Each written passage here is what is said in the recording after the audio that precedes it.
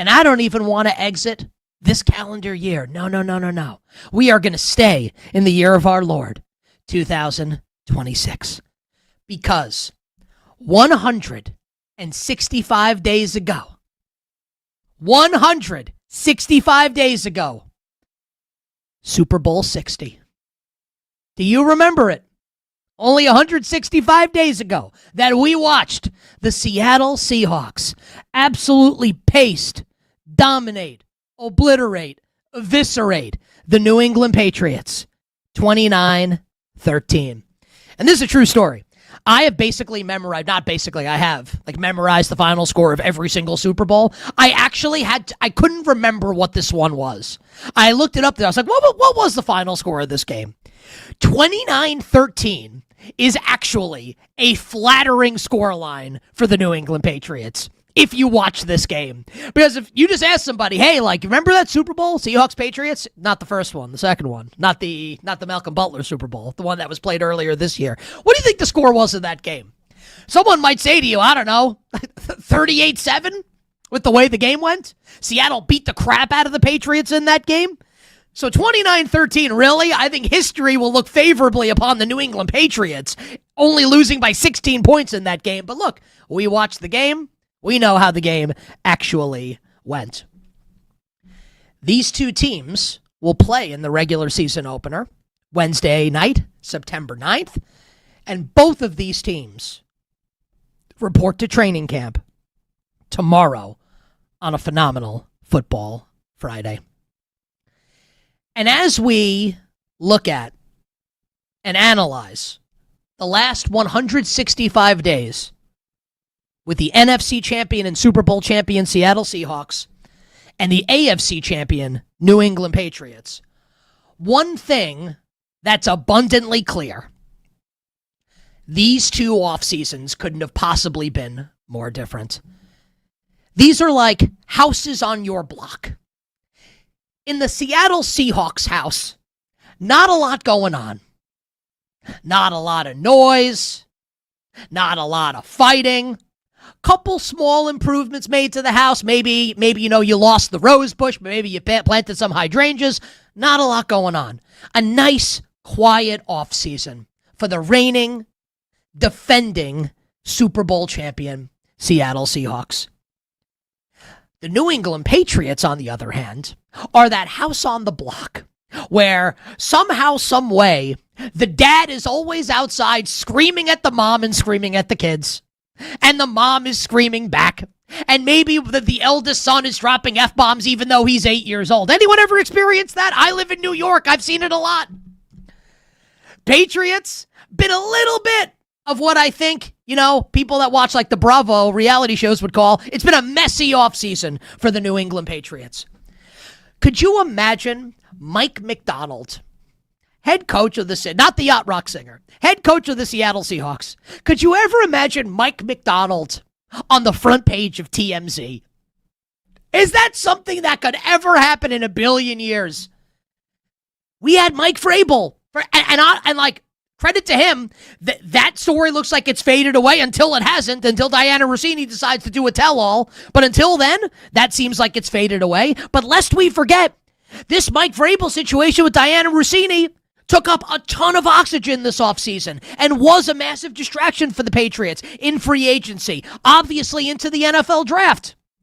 And I'm sure Mike Vrabel and Robert Kraft in New England hoping this just fades away into the distance.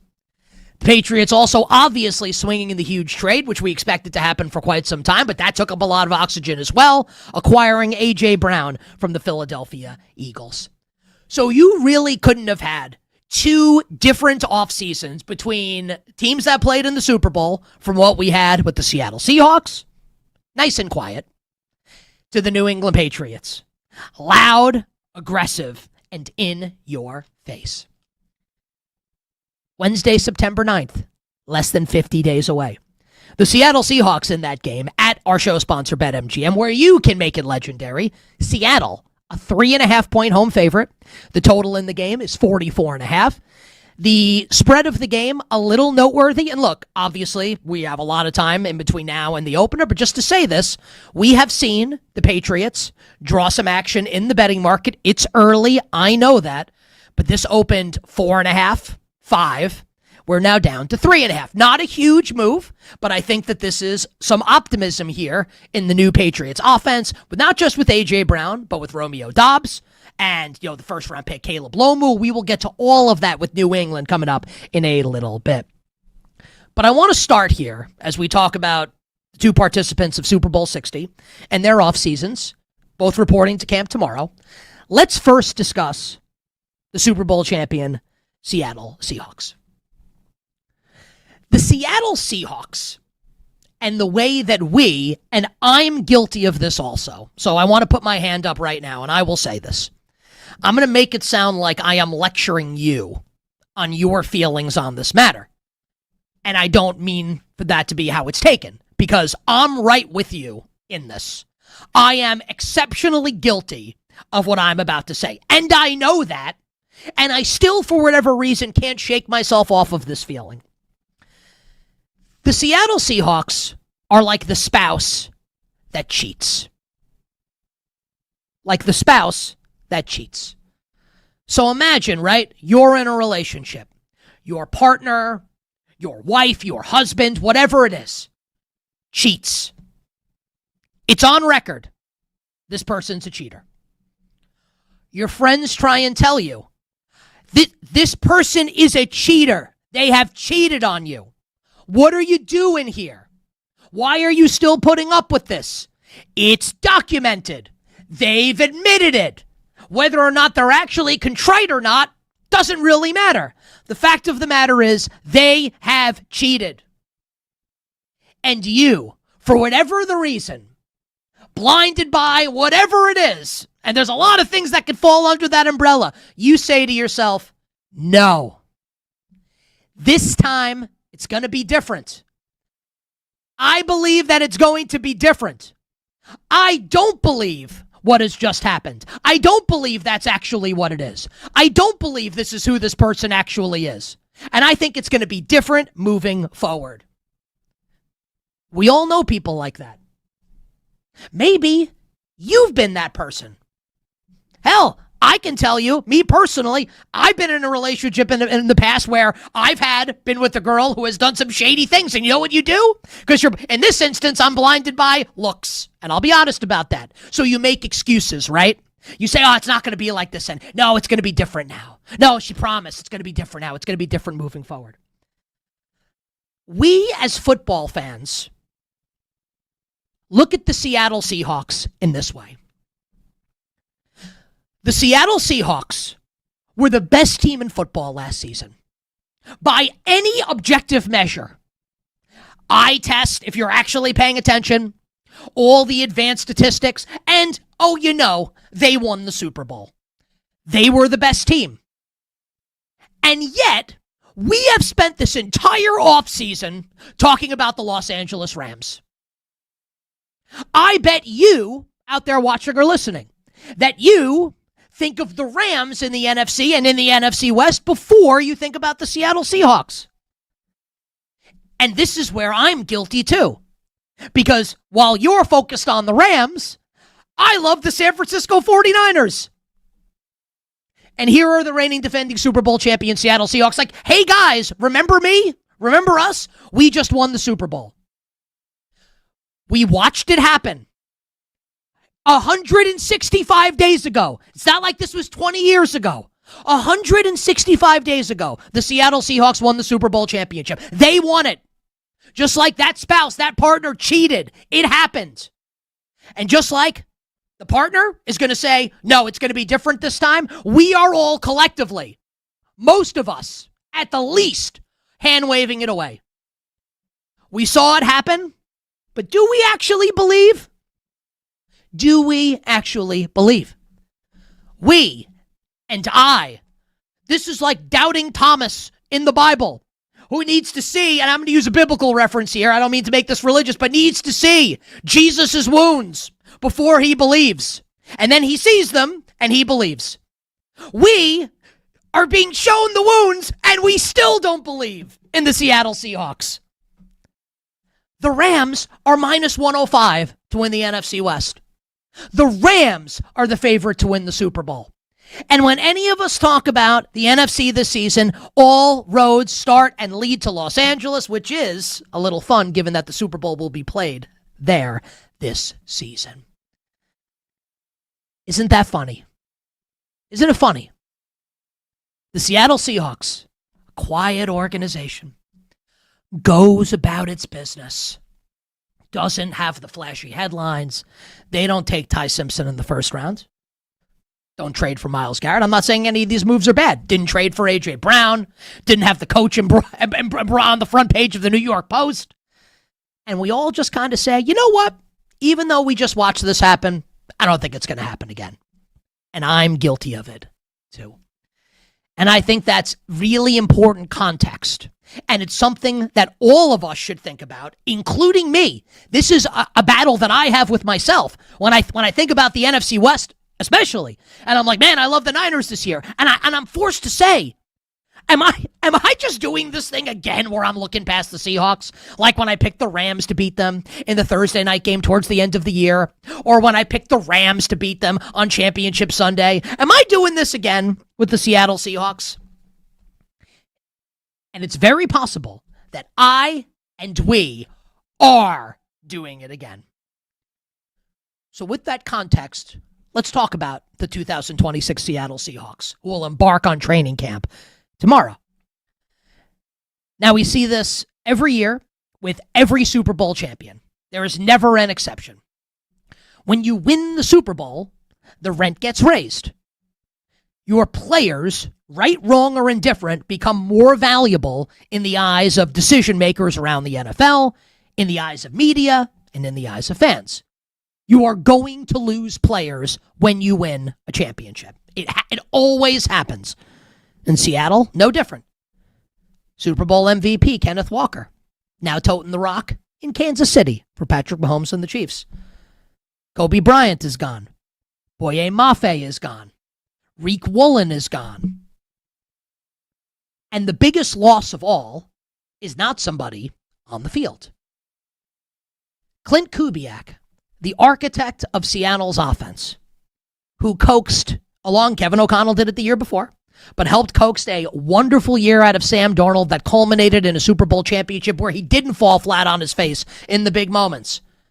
Offensive Player of the Year, Jackson Smith-Njigba, turned JSN into Jerry Rice last year. And I'm not trying to minimize what JSN did. I'm just saying, like, look at what Clint Kubiak did versus what Ryan Grubb did, right? And how massive of an upgrade Clint Kubiak was. Clint Kubiak's now in Vegas with the Raiders, where I expect he will make their offense, at the very least, way more interesting this season. Someone named Brian Fleury. You know, Theo's son. I don't think that's actually true. Brian Fleury will be the offensive coordinator and the offensive play caller this year for the Seattle Seahawks. Now, is it within the realm of possibility that Brian Fleury picks up where Clint Kubiak left off and the offense shreds? The offensive line is still really good. And the running game gives you something, and it's Jadarian Price toting the rock. And Zach Charbonnet comes back at some point, right? And JSN keeps dominating. And maybe Torrey Horton steps up. And they gave Rashid Shaheed a new contract, and he's more involved in the passing game this year. And Barner and Elijah Arroyo, the tight ends. Is it possible that they just pick up where they left off? Of course. Of course it's possible. But do you think it's likely that Seattle's offense will look as good in 2026 as it did in 2025, given that Clint Kubiak is no longer there pulling the strings and calling the plays? This is not meant to be an anti-Brian Fleury take, an anti-Seattle Seahawks offense take. Not at all. What it is an exceptionally pro-Clint Kubiak take, where I think it's fair to say, not guaranteed, but I think it's fair to say that the offense might take a step back this season, given the fact that they have lost this all-world offensive coordinator that teams were falling all over themselves to try to hire as their next head coach. It's fascinating, isn't it? It's fascinating.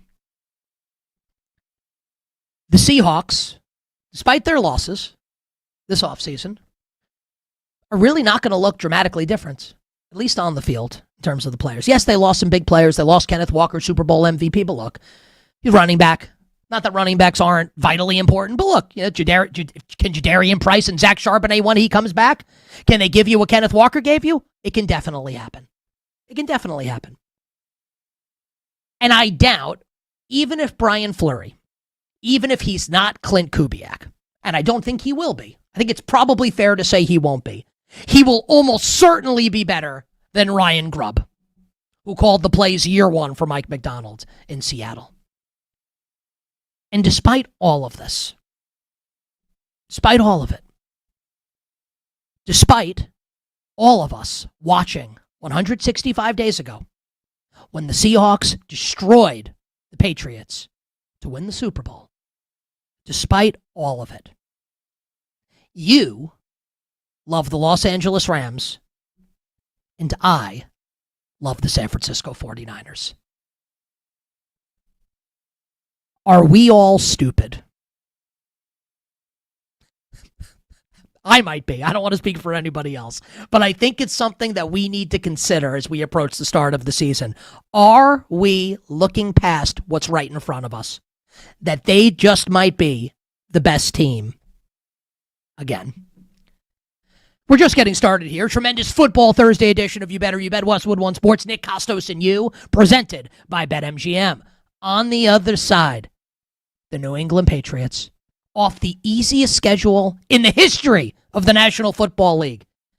Can they have a repeat year that this time ends by raising the Lombardi Trophy? We'll talk about it next. Traded for Miles.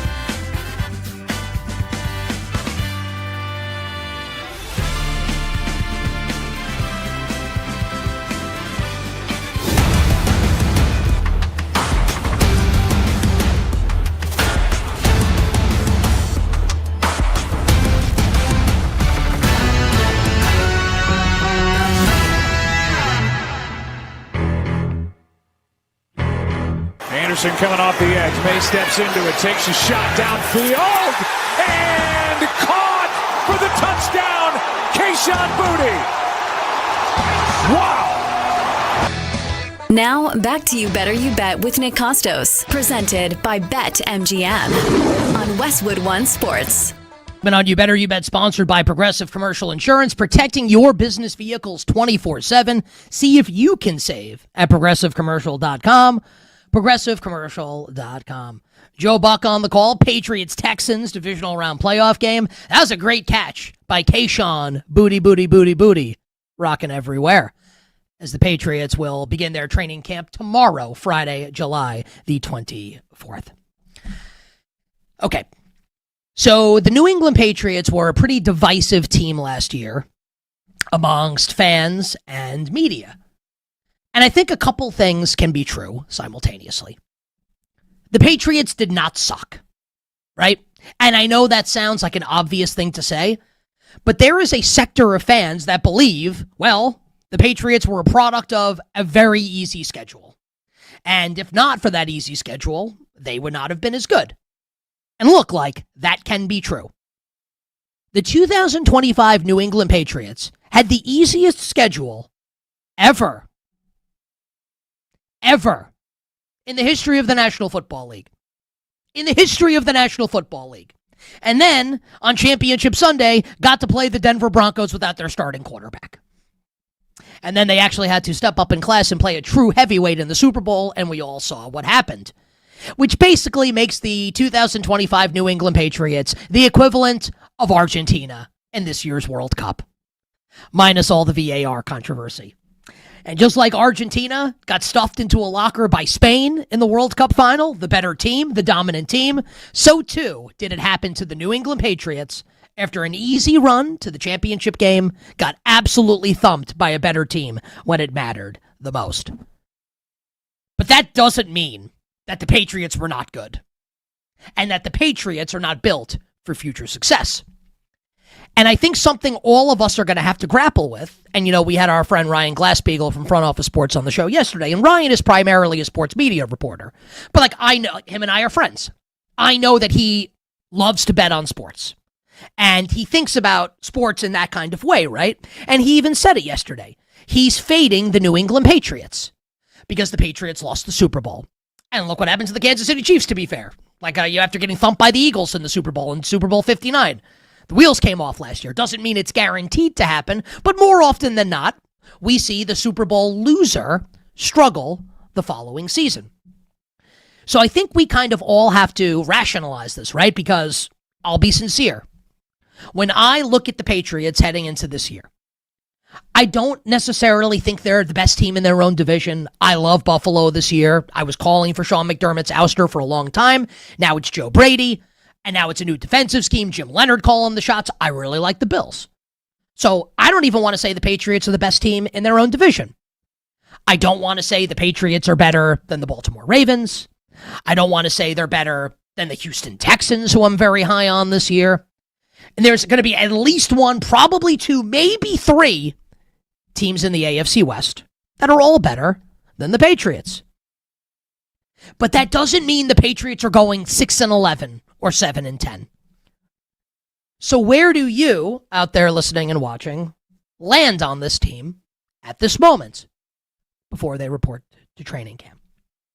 Are you, and I'm not saying this is the right decision or the wrong decision, are you going to be anti-New England this year because of last year's schedule? Easy road. Helped Drake May finish second, and he almost won Most Valuable Player. And you think that's going to be enough to send the Patriots tumbling back down to earth? It can definitely happen.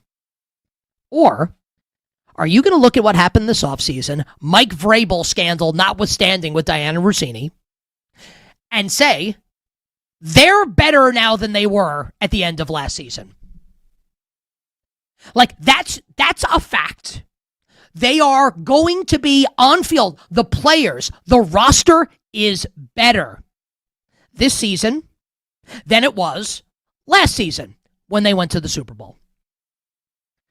A lot of us, myself included, and remember, I was one of them, I'm not the only one, but I was one of the main voices clamoring for New England to go out and get A.J. Brown, to go out and get a true number one receiver, which they lacked last year.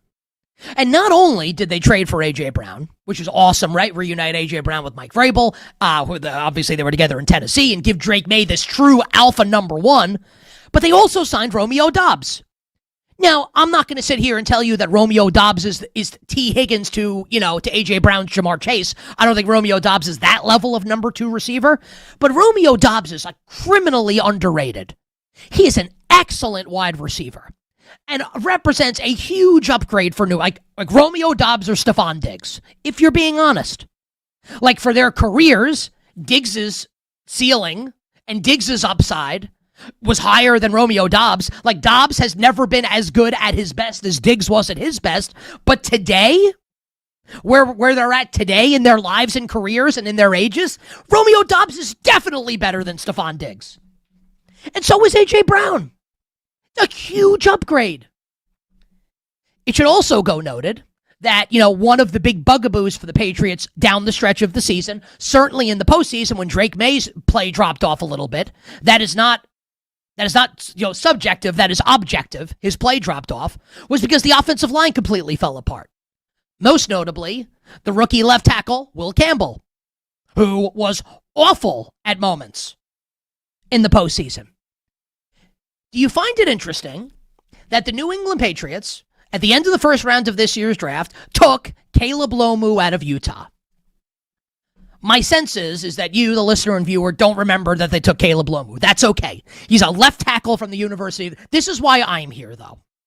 I do the work so you don't have to. Caleb Lomu is not a prospect, right? Like a left tackle. Like the Giants took Francis Maui-Noah 10th overall. And the scouting report coming into the draft on Francis Maui-Noah was he could play right tackle or he could kick inside to guard. And maybe as the years go on, maybe he could be left tackle. But to start, he has flexibility. You could play him outside at right tackle, or you could kick him inside to guard. The Houston Texans took Keon Rutledge in the first round. He didn't play. He's going to play center for them this year. We can get to that when we talk about the Houston Texans, right? So there are some offensive linemen that you select in the draft, and you could say, okay, he might have played left tackle in the NFL, but we're going to play him at right tackle, and he projects there. Or maybe he projects better at guard. We see it all the time. Caleb Lomu is a left tackle. Now, I'm not going to lie to you and tell you that I'm grinding the tape on Utah Utes football, but from all the stuff I read, a lot, everything I listen to, a lot, and all the things I watch, a lot. Cue up 21 Savage. How much content do I consume? A lot. How much tape do I watch? Not a lot. Caleb Lomu is a left tackle. Is it possible that this year Caleb Lomu plays on the left side and Will Campbell kicks inside to guard? Is it possible? It is. Now, maybe you want to take that and say, well, the Patriots have already given up on Will Campbell. Okay. What if he's an all-pro guard and Lomu can handle his business at left tackle? It's going to make the Patriots better. Travion Henderson, Ramondre Stevenson, awesome 1-2 punch at running back. Josh McDaniels still calling the offense. And now Zach Kerr takes over as the full-time defensive play caller, and he did a great job last year for the New England Patriots. So what do you want to do with this team, right? Better than they were last year, but a harder schedule and Super Bowl hangover. Where do you come down on the New England Patriots? Playoff team or no? Because there will be. Get ready for it. And I'm not saying they're going to be wrong. A lot of people are going to be down and out on the New England Patriots this year. Are you going to be one of them? Me? Haven't made up my mind just yet. But leaning towards being in. Not in to the extent that I think they'll go back to the Super Bowl. I just find it hard to believe after how good Drake May was last year. Started from the bottom, now he's here. And I believe in Mike Vrabel. Maybe not off the field, but on the field. I think the Patriots will be good this year. How good? I got to figure that out. But I am not going to be out on the 2026 New England Patriots. We'll take a quick break, and on the other side, we'll be joined for our weekly visit by good friend of the show, Danny Parkins. First things first on Fox Sports 1, presented by BetMGM. The 49ers start.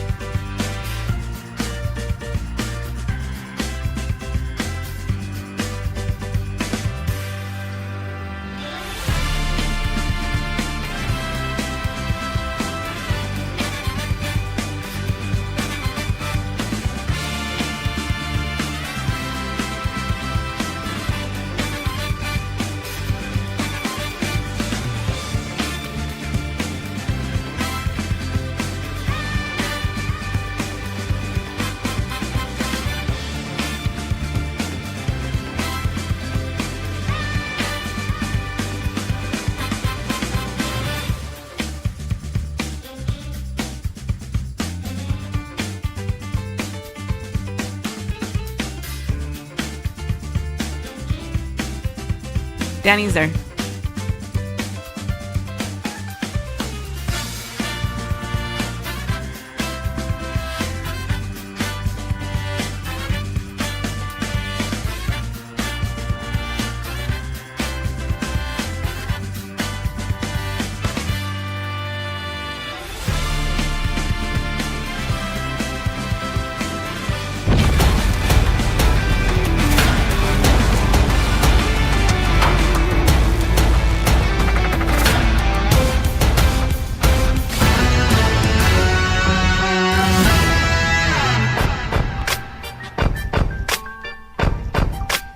Now, back to You Better You Bet with Nick Kostos, presented by BetMGM on Westwood One Sports. Person out there watching or listening, I've got a question. Did your home run bet come up short? Sucks when that happens. Good news. Thanks to today's MLB No Sweat Home Run Token, you don't have to worry if your bet didn't clear the fences. Just activate your token when you bet on any player to hit a home run, and if that player fails to go yard, you'll get your stake back in bonus bets. Download the BetMGM app today, and please gamble responsibly. Joining us right now on the show, in his weekly spot, absolutely love having him on the program, friend of the show, friend of mine, the great Danny Parkins, First Things First on Fox Sports 1, on Twitter at Danny Parkins, who has just completed a stellar job breaking down the World Cup on FS1. I've really enjoyed watching all of Danny's stuff. What's going on, my friend? Welcome back. How's it going? I mean, honestly, handicapping the World Cup is easy. It nailed the Final Four, nailed the champion. It's like you should have me on.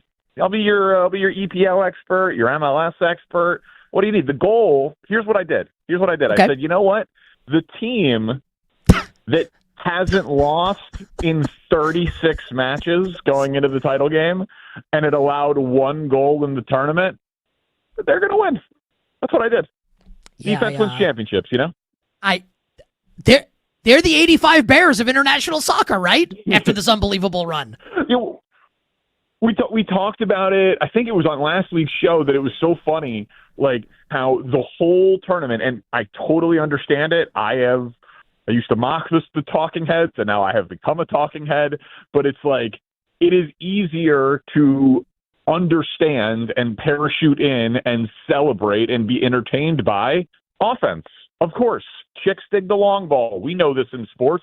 We fall with can the Chiefs be the light show? Can they break a scoring record? Whatever it is, like this is how we talk about sports, especially as a casual fan. So when Erling Haaland and Kylian Mbappe and Lionel Messi are all at the top of the Golden Boot race, and France has this legendary group of attacking players, and France and Argentina are going back and forth for most goals in the tournament, it's obviously that's what we're going to talk about because it's exciting. And then for Spain, it was just like clean sheet, clean sheet, clean sheet. And part of it was that Yamal had the hamstring injury and was struggling. Part of it was the opening draw to Cape Verde, which was, kind of threw a lot of people off the scent on them. But then, by the end of it, when it's like, oh, wait, they shut out France, they shut out Argentina, they shut out Mbappe, they shut out Messi. Yeah, I guess it's the 2000 Ravens or the 85 Bears. The shutout, I mean, I'm not surprised by how the final went against Argentina. The game against France, I think, was the clearest statement of intent. Just, this is the best team, and honestly, it's not even close, and they showed that in the semifinal win against France. So as we put a bow, Danny, on the World Cup, and we'll move on to do some other stuff afterwards, do you have, because you notice, right, listen, what's the expression? You live long enough to become the villain, or you become a talking head. I think that's what it is. Mm-hmm. As a noted takesmith, coming out of the World Cup, it is over. We are moving on to the next big soccer event. What is Danny Parkins' big take coming out of the World Cup now that it's over? Spain are champions. I think that it will be incremental growth. Like, I like the marketing campaign that the MLS is doing, like that they're going to, I think, take it from here is how they said it. Like, that's obviously not going to be the total story of it, but clearly they should market in individual markets that have players who played in the World Cup. They should market around those players to try to continue to grow it here. But I also think it is okay to acknowledge a moment in time for being a moment in time. And by that, I mean, like, the next World Cup will have a different set of storylines. It will not have Ronaldo. It probably won't have Messi. The time zones will not match up for the American viewer in exactly the same way. And then the World Cup after that might go up against the NFL season. If it, in Saudi Arabia, if they have to push it because of heat, that sort of thing. So it is very unlikely that we are going to see a World Cup that captivates the American audience in exactly the same way that this World Cup captivated the American audience for a long time. It does not mean that soccer will not continue to grow in popularity. It does not mean that it was a success, but sometimes the stars just align for a moment in time, and it should be appreciated as such. And I'll tell you what, and I'm not just saying this because you're on the air right now. I've said it when like no one that works for Fox has been on the air. I'd like for Fox to get the next World Cup. I thought Fox did a stellar job with the coverage of this World Cup. And again, I know you work for them. I'm not just saying this because you're on the air. I thought Fox absolutely crushed this. I love the broadcast teams. I love the studio shows. I think Rebecca Lowe's the best. I think you guys did a tremendous job covering this tournament. And I think with that, we can put a bow on the World Cup. And unless you have anything else on that. No, listen, I mean, I can compliment my own company. They did a great job. It was very clear. You know, they talked about it internally as if we were doing 104 Super Bowls. Like that's how they wanted us to approach it. So, you know, I do think there's a lesson there that if you treat an event with the gravitas that it deserves, you are going to maximize engagement. And like, I can say something like that is not a Fox event. Like, I think a huge piece of the WNBA's growth, clearly the biggest was Caitlin Clark, but another piece of it has been like great broadcasters and good time slots on big time networks, with a pregame show and a halftime show and, you know, high level production. It helps promote and grow the sport. Absolutely. All right, let's get in the mud now. The take mud. Let's do it. Yeah. LeBron James, oh baby, like oink oink baby, rolling around. I love take mud. I love take mud. That's great. I might steal that. That's good. Please do. Let's roll around in the take mud. Oink oink oink. LeBron James. Just like that's all I need to say. Just like LeBron James, go. LeBron James has not made his free agent decision as of yet. If LeBron James, and I don't think this would happen, but if LeBron James called me or called you and said, hey, what do you think I should do? Where should I, not where will I sign, where should I sign? Danny Parkin's answer to LeBron would be what and why? So it's a great way to frame it. Personally, I would be looking for happiness if it was me. Like I probably would have stayed in LA to stay with my family and play with my son and play golf.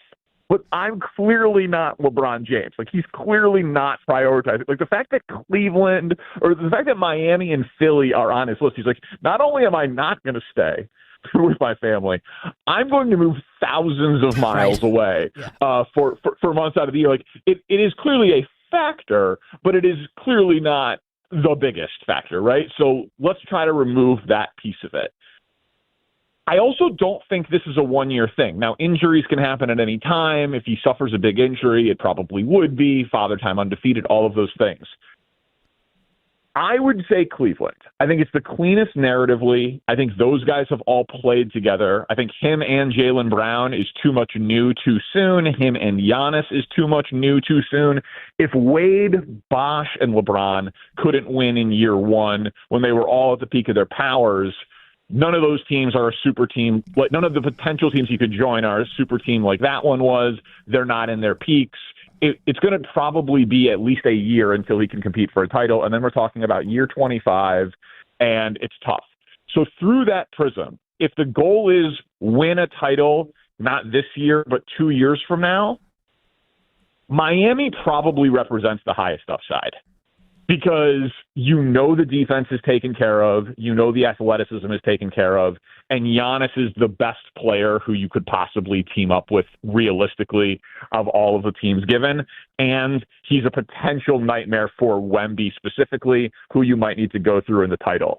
So if you want to bet on high upside to get your fifth ring in 2 years in year 25 and have like the greatest ride off into the sunset ever, I would Miami. For the cleanest narrative with also a good chance to win, I would say Cleveland, but I probably would have just chilled in Southern California and golfed. So what's so funny about this is like I would go to Philly.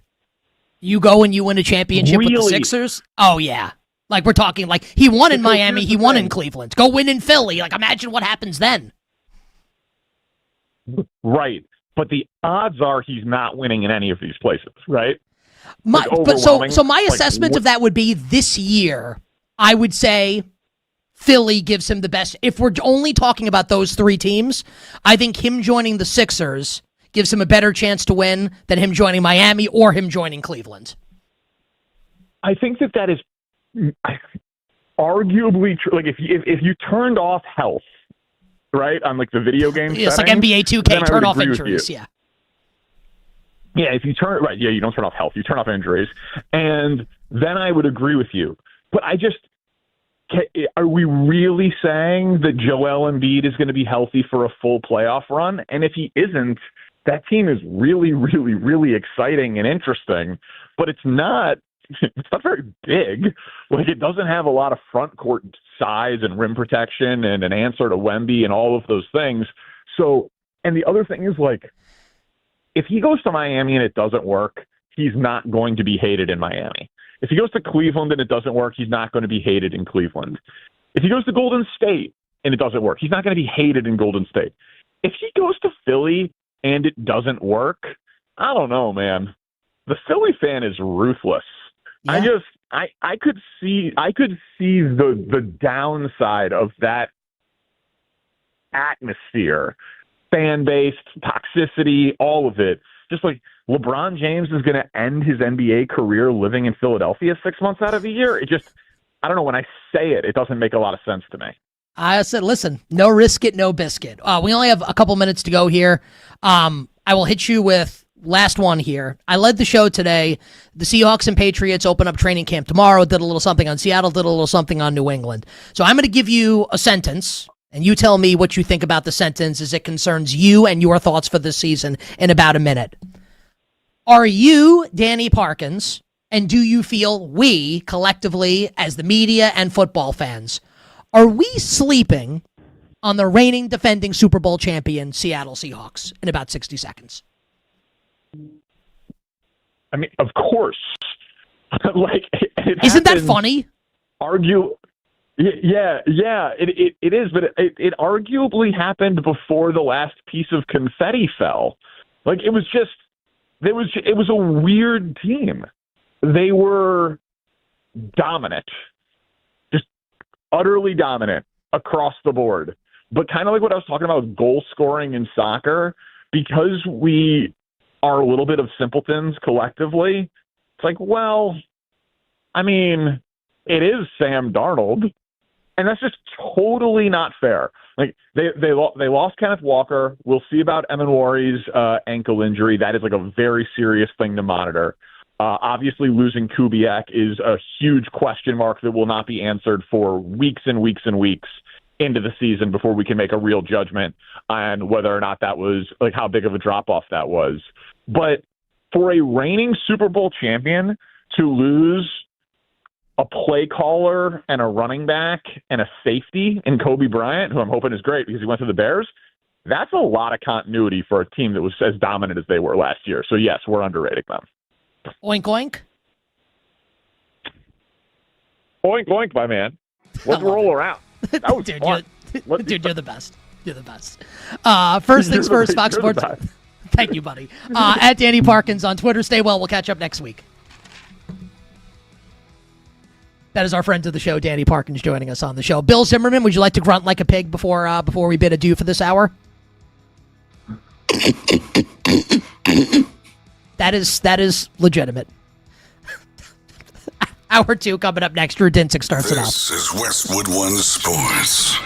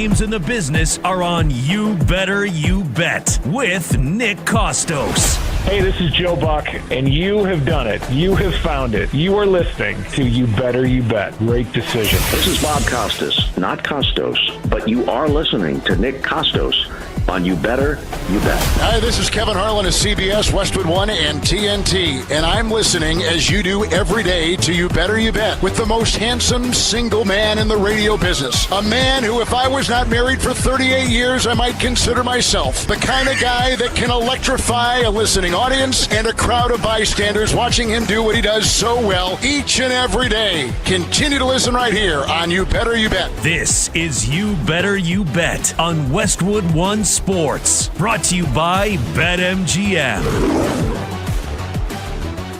Football Thursday edition of You Better You Bet rolls on. Nick Kostos, the crew, and you here on Westwood One Sports.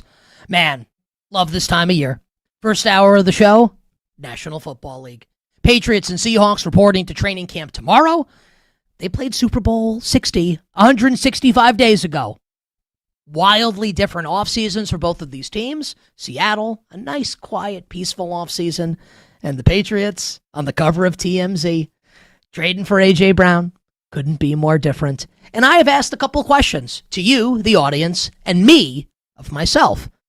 And we're going to ask Drew Dinsick, the whale capper, these questions in a second when he joins us on the show as well. The questions, numero uno.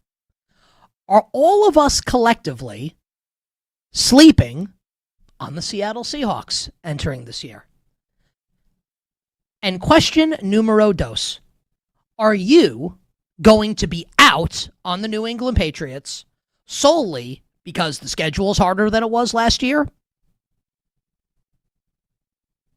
and because they lost the Super Bowl and have the Super Bowl hangover? What are your answers to those questions? I think both are extremely fascinating. And I had a great time rolling around in the take mud, oink oink, with our friend Danny Parkins, first things first, on Fox Sports 1. Matt Barry, the newly minted host of SEC Nation on the SEC Network on ESPN. Matt Barry will join us in about 20 minutes from SEC Media Day to talk college football ahead of the coming season. But joining us right now, the aforementioned, one of the sharpest sports bettors and handicappers out there, and does a great job in the media as well, our friends at NBC and the Deep Dive Podcast. And if you'll allow me, I'll just say, the Deep Dive Podcast with Drew and with Andy Molitor. I've been listening to their team previews ahead of the NFL season. The episode on my Giants made me a little sad as a Giants fan, but I agree with what they had to say. It is a terrific resource if you are looking to bet on this upcoming NFL season. The whale capper Drew Dinsick joins us now on the show on Twitter at whale_capper. My friend, happy NFL training camps to you and yours. Yeah, this is the best, man. I love this time of year. I love being able to kind of put aside sort of the distractions and really kind of zero in my focus on what's going to happen for the NFL season. A lot of people probably right now are, in the vacuum of the World Cup, like wishing that there was something interesting going on. Well, I got to tell you, you're missing out on, the kind of the joy of solving the puzzle of the NFL with all the moving parts. And I'm happy to be talking to you today, and happy to see what both the Seahawks and the Patriots look like as they start training camp here. Great. So let's start there and kind of, Drew, the prism with which I'm kind of viewing the Seahawks, just for the purposes of this conversation and the monologue that I started the show with, is, I think when we, like all of us, kind of like think about the NFC West, I think a lot of people will start with the Rams.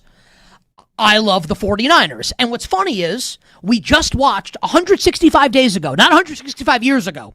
Like, they just won the Super Bowl, and it feels like we're collectively, and I'm not saying you, but I certainly am, I'm kind of hand-waving it away a little bit.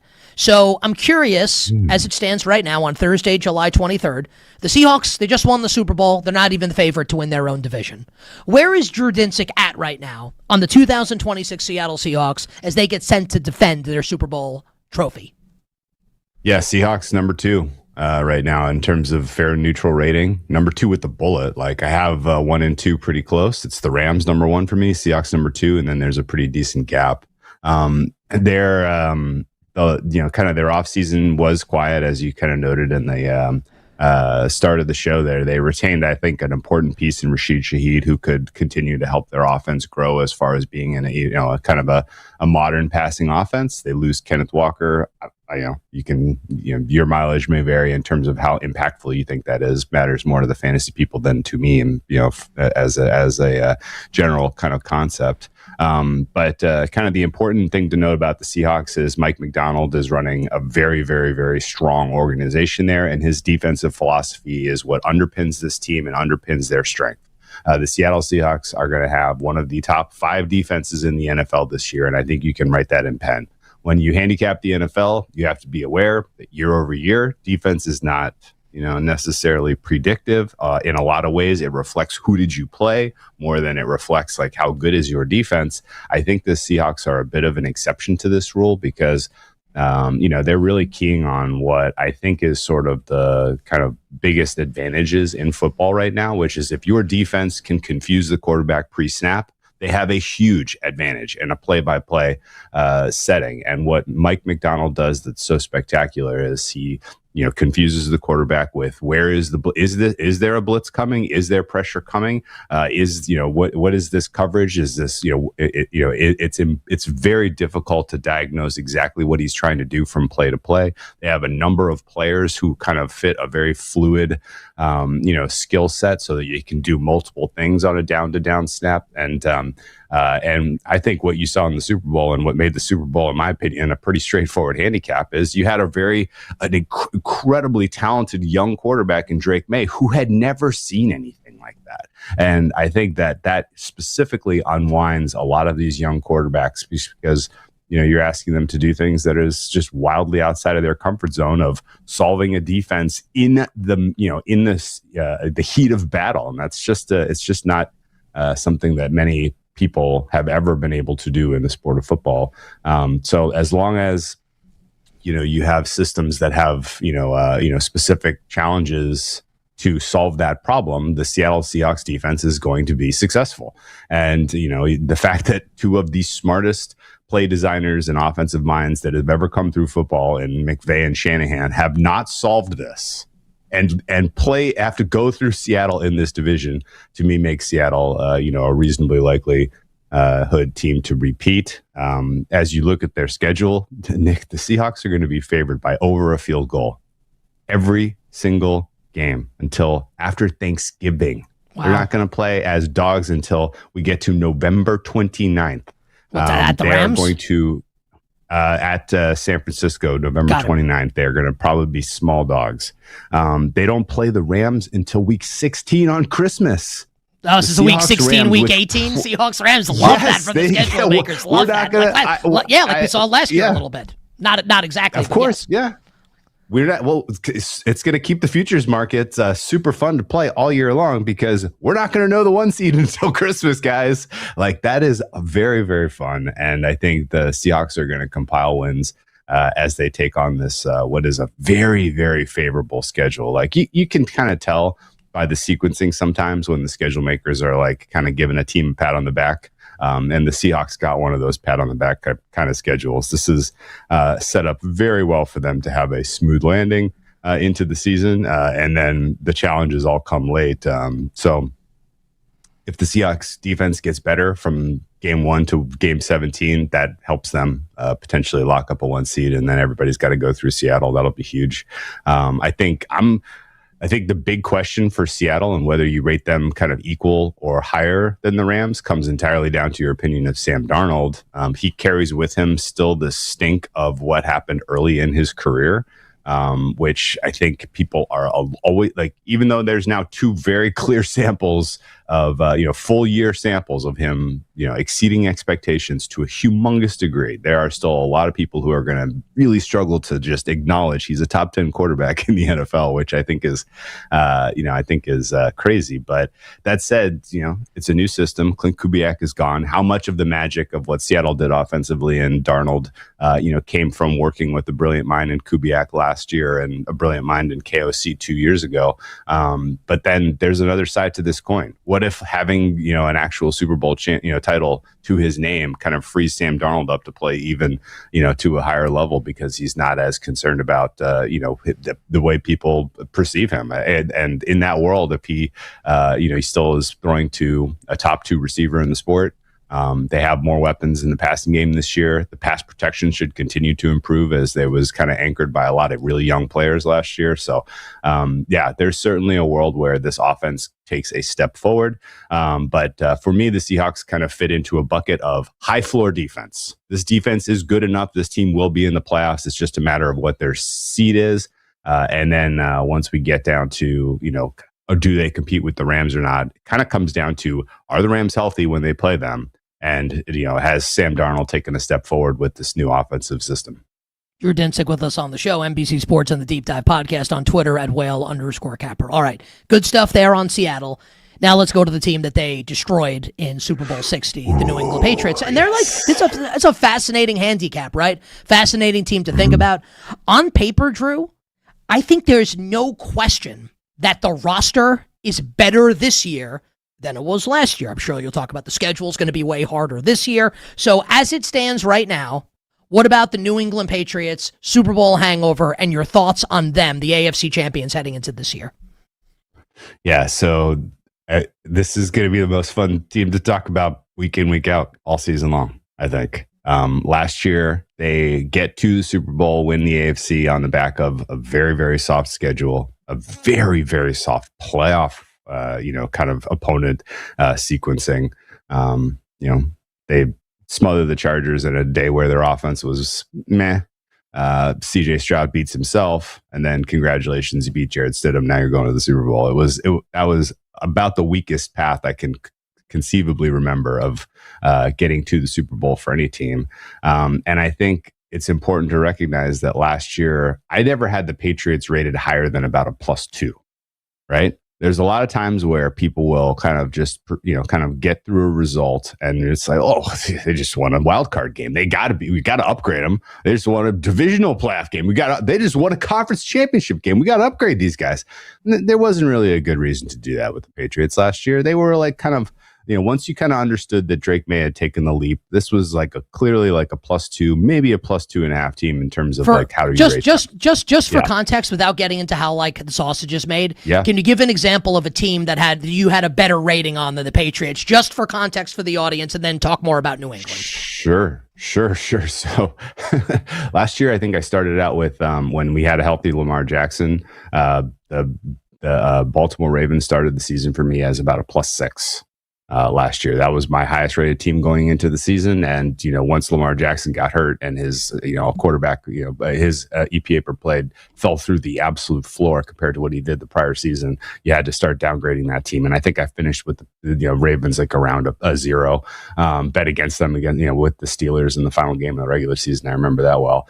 So I think fair to say then that the Patriots on average, fell below the rating of a normal conference champion, I think is fair to say. Oh, well below. And I would have to look at my numbers to confirm this. I don't think I ever had them in my top 10 of the NFL at a +2.5. They were very clearly yeah, this is a good team. But you weren't really, and the closing prices on all of their playoff games reflected this, right?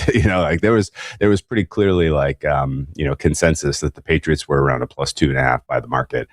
So that's your starting point for the Patriots this year, because they did nothing to kind of. There's no reason to take where you finished with them last season and downgrade it at all. Their offseason was an improvement. Right. But when you look at kind of what they did in the offseason, they focused in all of their capital, all of their spending, all of their draft capital really went into continuing to try to improve the offense, which I didn't really get a sense that some of the whiffs of fraudulence about the Patriots last year against, because of their schedule. It wasn't because the offense was beating up on cupcake defenses. It was because the defense was taking care of very, very, very poor quarterback play across the balance of their schedule. They went up against a lot of guys who have no business starting NFL football games under center. And, so for those reasons, I think the kind of the management there, maybe missed the assignment a little bit, right? Did you needed AJ Brown and Romeo Doubs to upgrade your skill position group? You needed to kind of continue to invest in the offensive line, bringing in Elijah Vera Tucker. Okay. Those to me, I think are going to be improvements. AJ Brown is maybe, he's the kind of one exception here. The rest of the guys are not really obviously difference makers. So a bit surprised that they spent all of their capital on that side of the ball, and they're kind of just letting the defense run it back. When I think the defense is potentially the weak point of this unit. Now, AJ Brown plus Drake May is kind of where you're going to have to like watch this connection, watch this potential for chemistry build like very closely. Like, this is a standalone game, week 1 against the Seattle Seahawks. We are going to learn something extremely valuable about that connection in game 1. They have a tough kind of opening sequence. They host Pittsburgh, and then bang, right back into the fire. Against the Jacksonville Jaguars in the heat of Southern Florida, week 3. So it's there's absolutely a real world where they are 1-2 to start the season. But it's not going to matter if what you get out of those first 3 games is AJ Brown helping Drake May continue to improve his game to a higher, to an even higher level. There are whiffs, in my opinion, of this being somewhat similar to like 2007 Patriots offense, where Josh McDaniels gets a player like Randy Moss, who is an absolute difference maker, game changer, kind of unlock the potential of an entire offense, quality of player. And then all of a sudden, like where you have Drake May, who is able to hit home runs, and just generally like a clear top 5 arm in the NFL, throwing to a potentially clear top 5 wide receiver in terms of separation, particularly on deep routes. This could explode. Like there is a 100% a world where we are talking at the end of September and we're like, Patriots best offense in football. I think it's pretty obvious. And,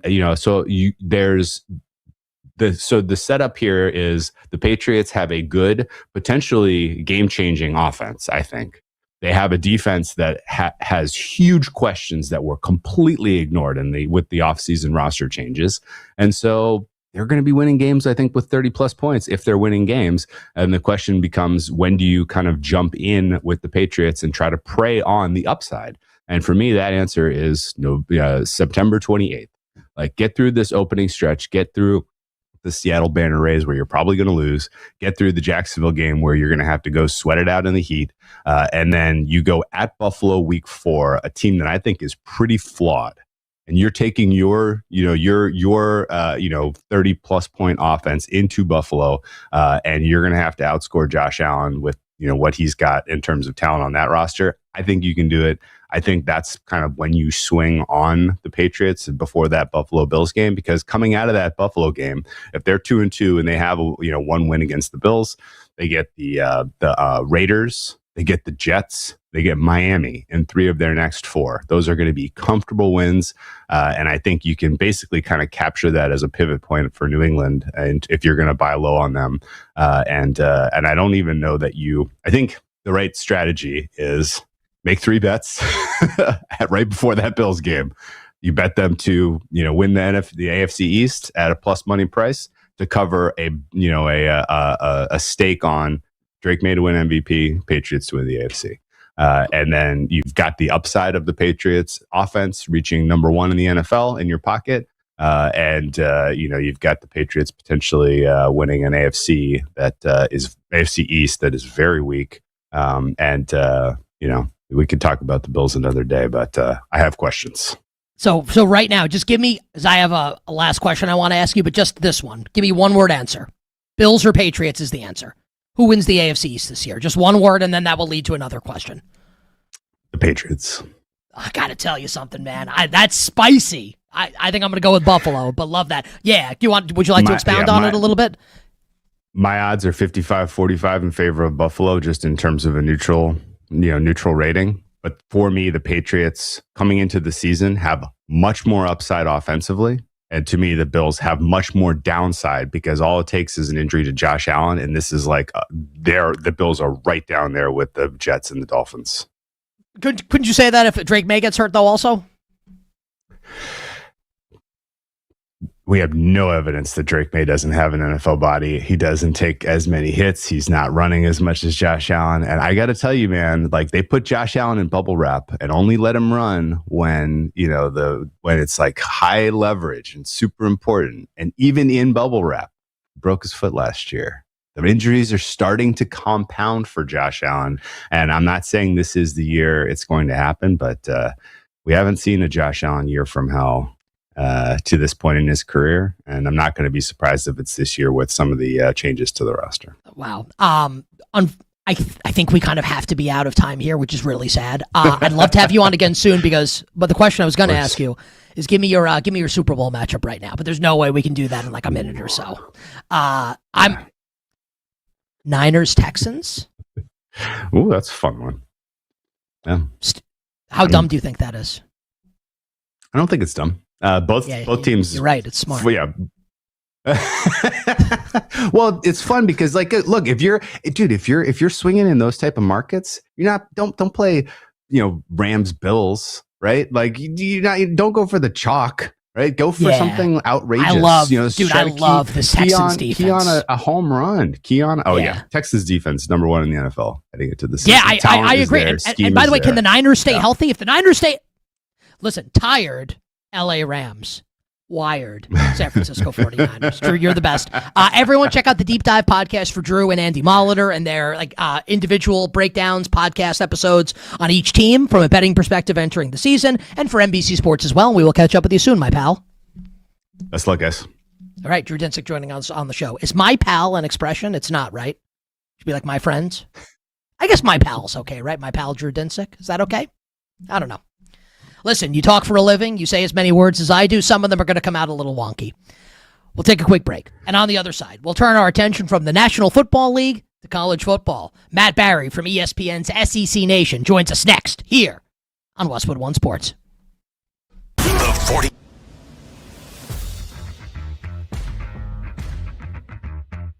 Cool.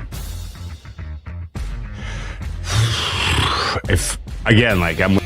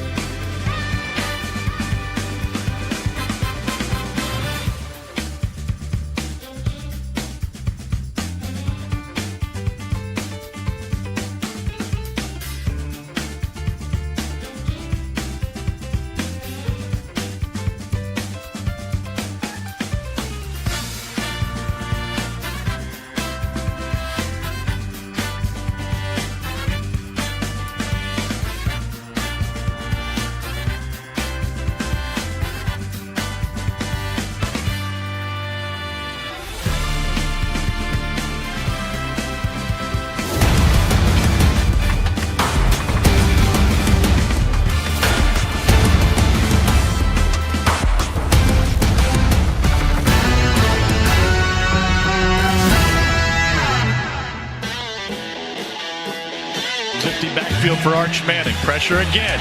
And as he throws again, lobbed up and hauled in. Touchdown, Texas, DeAndre Moore. Now, back to You Better You Bet with Nick Kostos, presented by BetMGM on Westwood One Sports. You Better You Bet, sponsored by Progressive Commercial Insurance, protecting your business vehicles 24/7. See if you can save at progressivecommercial.com, progressivecommercial.com. ESPN, courtesy of the highlight from last season, Arch Manning, Coach Sark, and Texas, as it stands right now, the favorites to win the SEC this year, just ahead of reigning two-time defending SEC champion Georgia, Texas at plus 300, Georgia plus 310 at BetMGM. Joining us right now to talk about the SEC this coming season, college football is almost here. You can smell it in the air. You can taste it. We can't wait for it. Joining us now to talk about it, one of the faces and voices of college football. And I'm pumped for my guy, Matt Barry, because he's been killing it for a long time on ESPN, doing a bunch of different things, but it's covering college football. The newly minted, and they had their first shows on Sunday and earlier this week, Tampa, Florida, SEC Media Days, the newly minted host of SEC Nation. He will also be calling games of the season. I don't know how you're going to have time to live your personal life during football season. Matt Barry with us on the show. Congratulations, my man, on all your success, and happy football season to you and yours. Yeah, I appreciate it. I don't know that personal life and football season is a sentence I can say. So personal life ends right around Labor Day weekend, and we'll resume a little bit of a holiday break before the bowl games, and then we'll be off and running again until the national championship. But look, it's my favorite time of year. I've been at ESPN now 13 years, and every football season brings on a new challenge. I can't wait for this one. Yeah, this is, I believe, my 8th football season with my now wife. We were girlfriend when it started, right? And every single year, it's like she's shocked by what happens. You're actually not around it all. It's like, well, it's kind of been the case for the last 8 years. So I think that's kind of my wife has been a football widow since we've been together. I met her on local TV. She worked at my station in Columbia, South Carolina. So she gets what football season's all about. So I got extremely lucky being with someone that was in the industry that knows how chaotic it is. I'd love to, before we talk about the games coming up this fall, I want to talk about you. And what you're like, because I get notes from the audience, because I love doing this when I bring fellow broadcasters onto the show. So you're going to be, you obviously you have the daily show.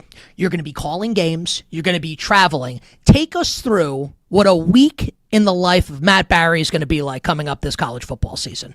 Yeah, so this year I will do the 5 p.m. Sports Center on Mondays, the 5 p.m. Sports Center on Tuesdays. I will travel Wednesday. I will do the 5 p.m. Sports Center Thursday from my game site. I will call the game Thursday night. I'll wake up first thing on Friday morning, travel to the SEC site, do the 5 p.m. Sports Center from the SEC site on Friday, do SEC Nation on Saturday morning from 9 to noon. And then we will stay around for halftimes at the SEC Nation site. So we'll do the halftimes of the game that we're at in the postgame show.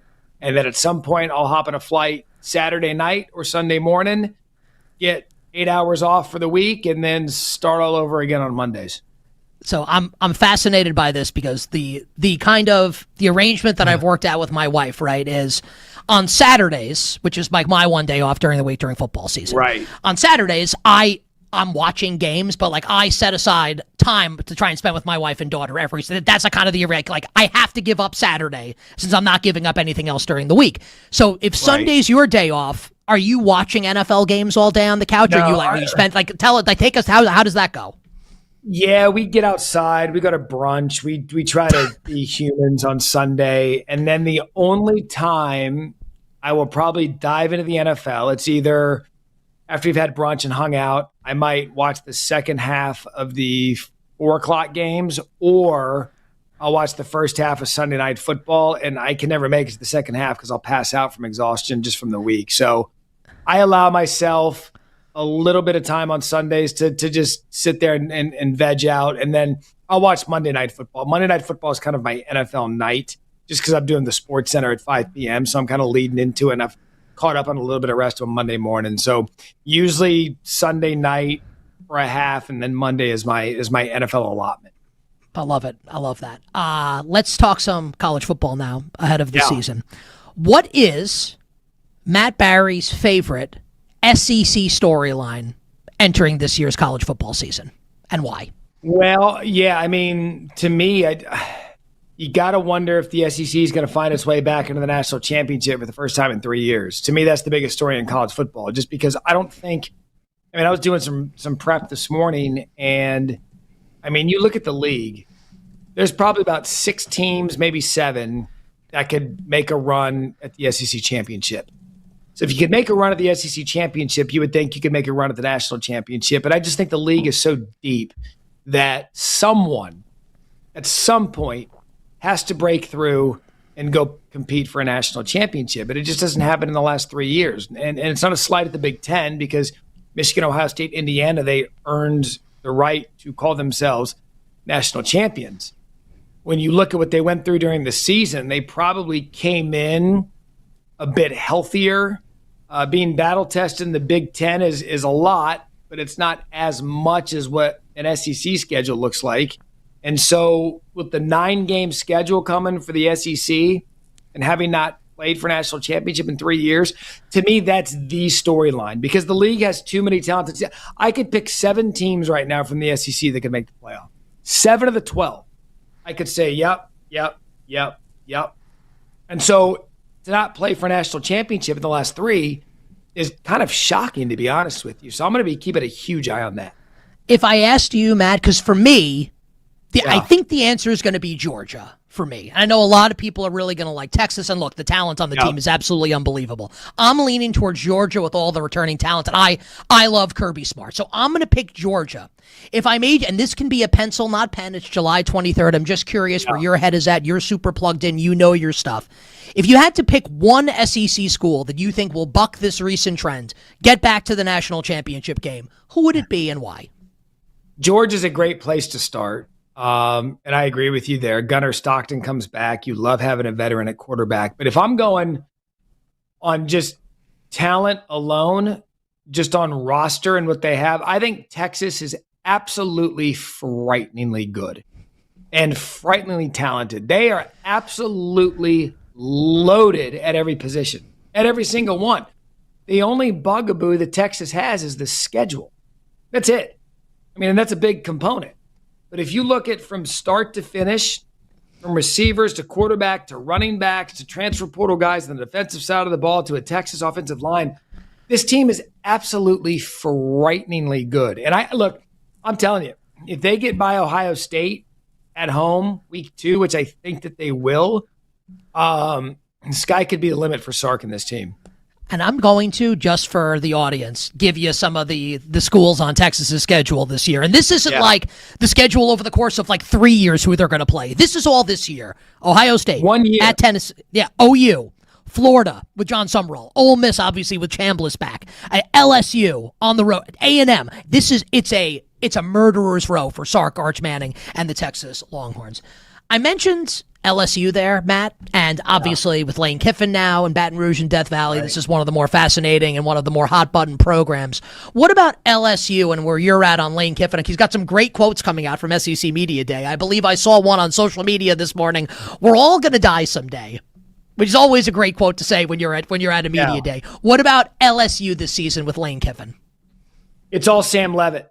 If Sam Leavitt, the transfer quarterback from Arizona State, if he's healthy, then LSU is going to be a team to reckon with. Because, again, when you look at the talent, it's as good as anyone in the country.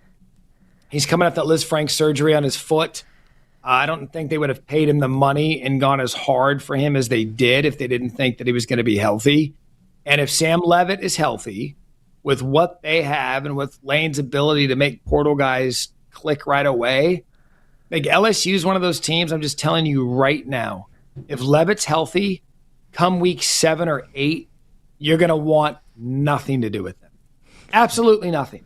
And look, I'm going to say the same. Like, I think if I made this statement right now and we fast forwarded to SEC Champ Weekend, the first weekend of December, I could see Oklahoma playing for the SEC Championship and then making a run towards a national championship. They're also that good. And so every team has a strength of these upper echelon SEC teams. And Lane's is that he's a great offensive mind and he did well in the portal. And it's LSU talent. I've said this for years about LSU. Everybody in college football has. If they ever got the right guy to sustain the success a la Saban at LSU, that may be a once in a lifetime run. But if you found a guy that understood how to win at LSU for 10 to 12 years, I believe that it's the most talent-rich job in the country. Meaning that if LSU gets humming and they recruit to their potential, forget the portal, just the talent in that area alone, you could have a decade of dominance at LSU because it is that bountiful with talent. This season is going to be so much fun. It's going to be amazing. It's going to be amazing. I mean, because I'm looking at the schools. I have the odds board up. And every single school, it feels like, has a fascinating storyline entering the year. And I'm kind of obsessed right now, Matt, with Alabama entering this year. And what is this going to look like for Kalen DeBoer? I mean, they got shellacked by India. What a sentence that is, right? Alabama destroyed by Indiana in football, not in basketball, in football, in the college football playoff. It feels like Bama is putting all their public support behind DeBoer. If that happens again, who knows what's going to happen here? Where are you at on Kalen DeBoer and what feels like, to me at least, kind of a make-or-break season for him in Tuscaloosa? It's interesting because they just signed him to that extension. And I would have been with you on the make-or-break situation of it, but the fact that they paid him and publicly committed to him seems that they're in with him for the long haul. And for DeBoer, it's going to be plain and simple. He's got to find one of the two of those young quarterbacks to kind of cultivate, develop, and make him his own. He did well recruiting. He's done well recruiting. Alabama brings in talent. It's just a matter of how can they become the Alabama again that you just knew on Saturday they were going to strike fear in you the second they got off the bus. They were going to beat the hell out of you for 4 quarters. Now you could return the punch and maybe pull off the upset, but they just don't have the Nick Saban Alabama fear. All of this is to say they're still really, really good. But if you look at some of the teams that I just listed in the league, like where does Alabama fit in? Because Texas is good. Ole Miss is loaded, right? Oklahoma's really good. LSU's really good. I mean, the teams that are in this league, when you look at it, where does Alabama fit in? And we never used to say that about Alabama. They were always the cream of the crop, the best team in the country. So that's my interest level with them because Kalen DeBoer is a first-class football coach. I mean, he's one of the best in the country. He just walked into an impossible situation where he's following the greatest of all time. And so I think the talent's going to be there. I don't want to use the term sneak up on anybody because that's not what Alabama does. But when you put them in the same class as some of those teams I just brought up, and you had Georgia in there and then Texas A&M coming back with Marshall, I mean, there's just so much to get to, but I think Alabama at some point is going to hit their stride. And don't forget, they did make the playoff last year. It's not like we're talking about a team and won a game 2 years into Caleb and won, right. And they had that classic comeback against Oklahoma. So it's not like they're not having success with Kalen DeBoer. It's just that you're putting it up against the all-time great. And by the way, Saban didn't have to contend with NIL and transfer portal for too long. I think he may have had it his last year, his second to last year. So it's a new world order. That, by the way, since NIL and transfer portal have become a commonplace in the league, both Georgia and Alabama haven't played for or won a national championship. If you think about that for a minute. One more question for Matt Barry from ESPN College Football Coverage. Just to say this also, off what we started on. When you mentioned the Oklahoma-Alabama playoff game, I was at a Christmas concert in Brooklyn with my wife checking on my phone. Just to really punch that point home that we talked about at the beginning of the having to carve out time to spend with our families during football season. Right. So you mentioned 7 teams, right? So I'm going to read the 7 teams at the top of the odds board at BetMGM, just to give like the teams that like the betting market expects, right? Yeah. Texas, I love it. Georgia, Texas, Georgia, LSU, A&M, Bama, Ole Miss, Oklahoma. When we get past those 7 schools, right, we get to the Floridas, the Tennessees, the Missouris, the Auburns, right? If you had to, Matt, pick a team outside of that top 7 that you think could surprise this year in the Southeastern Conference, who is it and why? South Carolina. And I'm bullish on the Gamecocks because I believe last year was kind of an anomaly to what Shane Beamer's got going there. Lenore Sellers coming back. They've got Bryles coming in as the offensive coordinator. Dylan Stewart's one of the best defensive players in the country. And I think that they are going to have an opportunity. Look, for the record, Alex Golish is going to turn some heads this year because of what he brought in from South Florida. And I love John Sumrall to get Florida back to the SEC elite.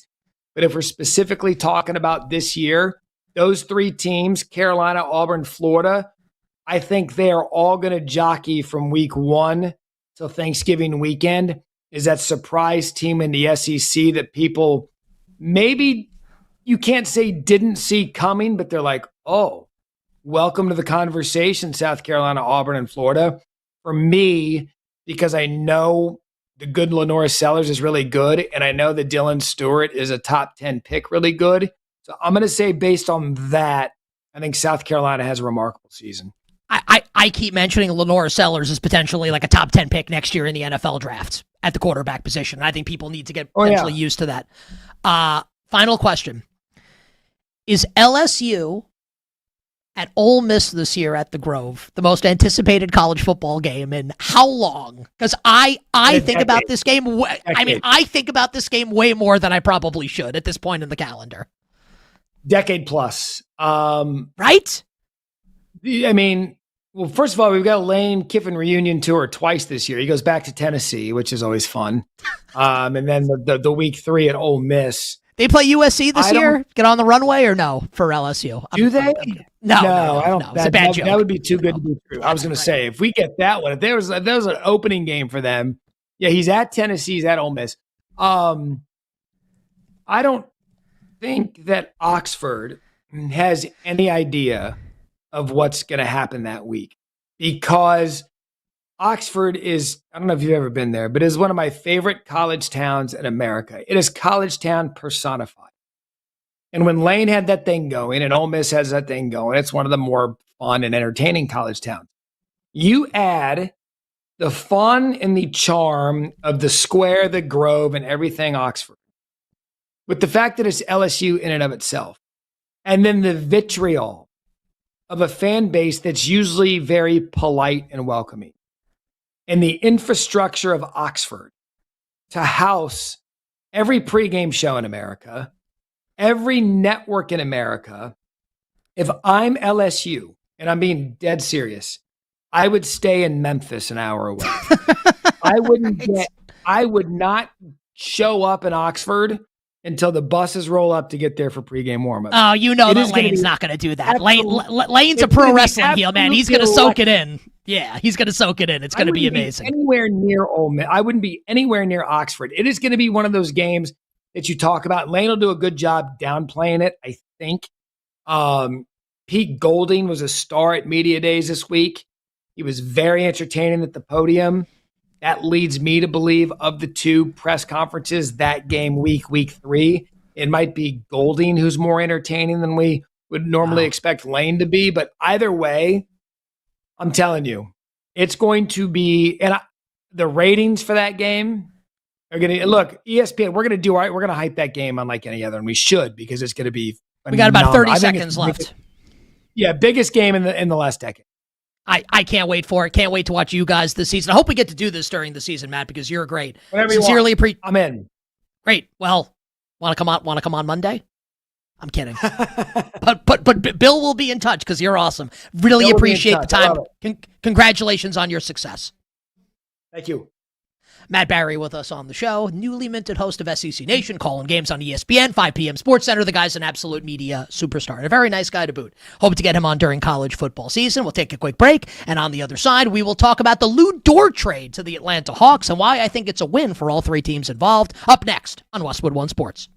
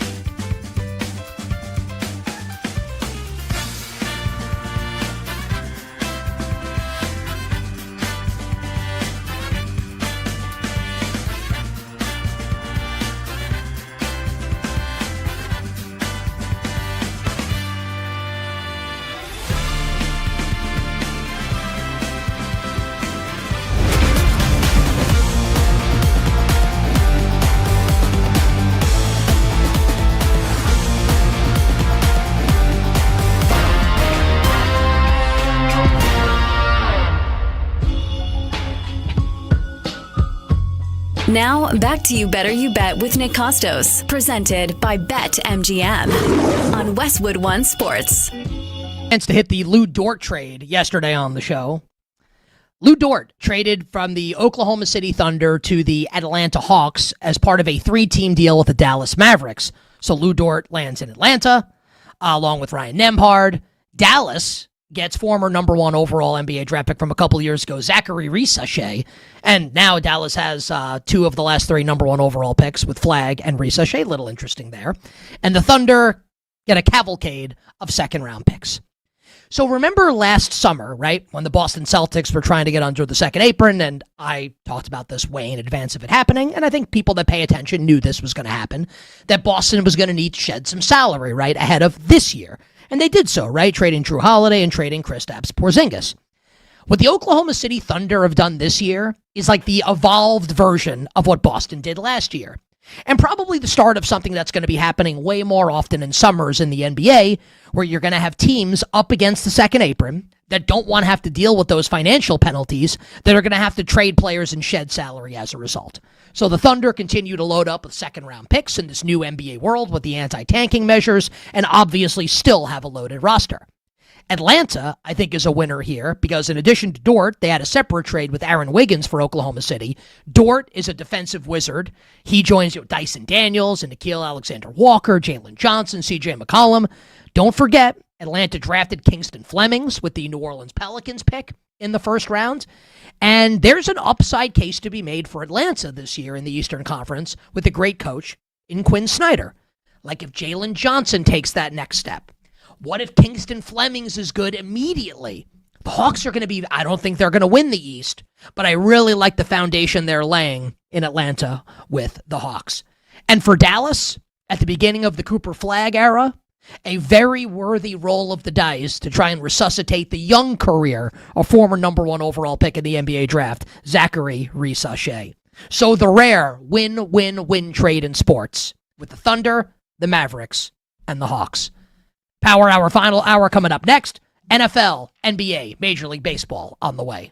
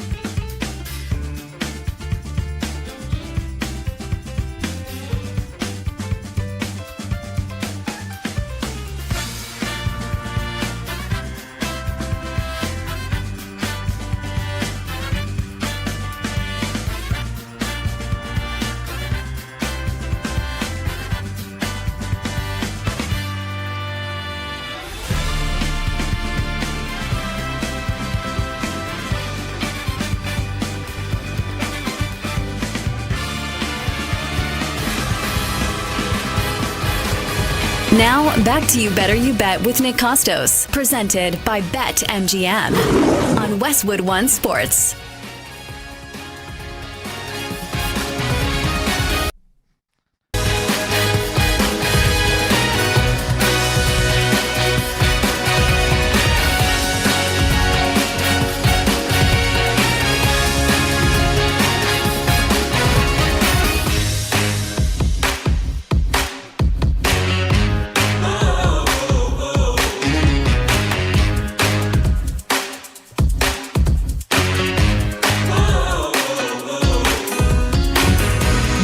Final hour.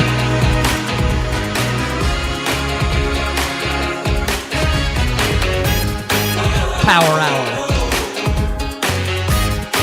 You better you bet on Westwood One Sports. Nick Kostos, our amazing crew, and you. The Power Hour and every hour here on You Better You Bet, brought to you by BetMGM. Make it legendary by downloading the BetMGM app and visiting BetMGM.com. And look, maybe you bet on home runs in Major League Baseball. I'm being real with everybody. I'm really not going to start betting baseball on a regular basis until September. I'm saving all my bullets, my financial bullets, for football season. And a lot of them were used on the World Cup. Thankfully, Spain taking down Argentina in the final, or else there would be less bullets in the old chamber. But if you are someone that's betting home runs every night in Major League Baseball, nothing wrong with that. BetMGM is your home to do that and to bet all things Major League Baseball. Because we, at BetMGM, ask you, the listener and viewer, this question. Did your home run bet come up short? Thanks to today's MLB No Sweat Home Run Token, you don't have to worry if your bet didn't clear the fences. All you have to do, activate your token when you bet on any player to hit a home run, and if that player fails to go yard, you'll get your stake back in bonus bets. How great is that? So if you're out there, and it's okay if you don't bet, but if you do, and you bet a home run bet every once in a while or every night, BetMGM is where you need to be doing it, because if you use this token and the player doesn't homer, you'll get your stake back in bonus bets. Download the BetMGM app today, and as always, please, please, please, please, please gamble responsibly. Full hour here to close the show on this Thursday. No guests.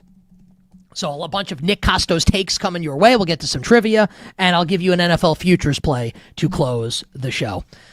I actually want to start with a couple topics in Major League Baseball off of yesterday, both emanating from the American League and coincidentally both emanating from the American League East. So a huge story yesterday in Major League Baseball revolved around New York Yankees shortstop Jose Caballero. Now, for those of you that don't know, there's in New York Yankee land, of which I am a part, there is a big schism, right? With Caballero and Anthony Volpe. And generally, Yankee fans hate Anthony Volpe because, he hasn't been very good and doesn't seem to have accountability. So Yankee fans generally seem to be on the side of Jose Caballero. It does not seem like Major League Baseball is a big fan of Jose Caballero. Now, for those of you that missed it yesterday, the Yankees played a doubleheader against the Pittsburgh Pirates and split that doubleheader against the Pittsburgh Pirates. And in game numero uno, which the Yankees lost 5-3, Jose Caballero gets charged in the sixth inning with tomfoolery related to the pitch clock. Now, for those of you that don't know you kind of have to be big time in the weeds on Major League Baseball to kind of know that this is even happening. But again, I'm here and I'm doing the work, so you don't have to. So what Caballero does, and Aaron Boone, Yankees manager, even alluded to this after the game, that when Caballero was not a Yankee and he was on another team, Boone would be screaming at Caballero from the Yankee dugout because Caballero kind of stretches the rules, right? And walks the line as it concerns the rules. So Caballero basically will wait until the end of the pitch clock to acknowledge the pitcher. And in doing so, gives himself a bit of an advantage because the pitcher basically has to fire the pitch off immediately there, lest he risk a pitch clock violation. So I don't know, and I don't think it's been reported on, and I haven't asked anyone just yet, in the industry, what the tipping point was and why Major League Baseball decided to crack down on this and specifically on Jose Caballero. But Major League Baseball made it very clear that they are coming after Caballero specifically for this. And Caballero had a phone call with Major League Baseball between games where, in Caballero's words, a lot of other people do this and he is being picked on and he is being singled out. And of course, Yankees manager Aaron Boone defends this and he called it embarrassing. Major League Baseball didn't give us a heads up before this happened, like before it actually happened in the 6th inning of the game. And Boone is defending his players, right? Now, I am a Yankee fan. So I think you should take my words, what I say here, through a specific prism. I want the Yankees to win. I want them to go 162-0 every year. I want them to win the World Series every year. I love the Yankees. I'm a New York sports fan, right? And I'm not a Yankees, Lakers, Duke, Cowboys fan, right? I'm a Yankees, New York Giants, New York Knicks, New York Rangers fan. I'm a Yankee fan. I want them to win. I want Jose Caballero to screw with the pitcher as much as he can, gain an unfair advantage. But we have to be honest. We have to call a spade a spade. What Jose Caballero is doing is absolutely stretching the rules. And I don't blame Major League Baseball for being annoyed with it. And the fact that Aaron, and here's where I kind of have a big issue with the Yankees. And I've talked about the Philadelphia Phillies this week in kind of concordance and in concert with the Yankees. Because the Phillies earlier this season, and I promise I'm going to make this make sense. The Phillies earlier this season fired manager Rob Thompson. And Don Mattingly becomes the manager. And I've been calling for the Phillies to do something, like anything, to change the status quo of this team, of the team that keeps falling short every single October. They did it. We talked about it with Jim Bowden on the show yesterday. I would love to see Dave Dombrowski and Preston Mattingly and the Phillies. I want to see them go for it at the trade deadline. Because I think with their roster composition, obviously have a ton of good starting pitchers, that Philly could be the team that beats the Dodgers this year, now that they have a different voice and they have shaken things up in the score. The New York Yankees have been rolling out the same product since 2018. Same exact thing. Aaron Boone, manager. Brian Cashman, general manager. One World Series appearance in that run, and they were wiped off the face of the earth by the Dodgers. And in case anyone has forgotten, the Dodgers, in the aftermath of winning that World Series, in 5 against the Yankees, where the Yankees just couldn't have embarrassed themselves more in that Game 5, blowing that lead in Little League Bad News Bears-esque fashion, right? The Dodgers couldn't stop talking about how bad the Yankees were in that series. I think Joe Kelly's still talking about how pathetic the Yankees were in that series and how the Dodgers felt like we got this made in the shade once they made the World Series. The Yankees keep rolling out the same thing and expecting something to change.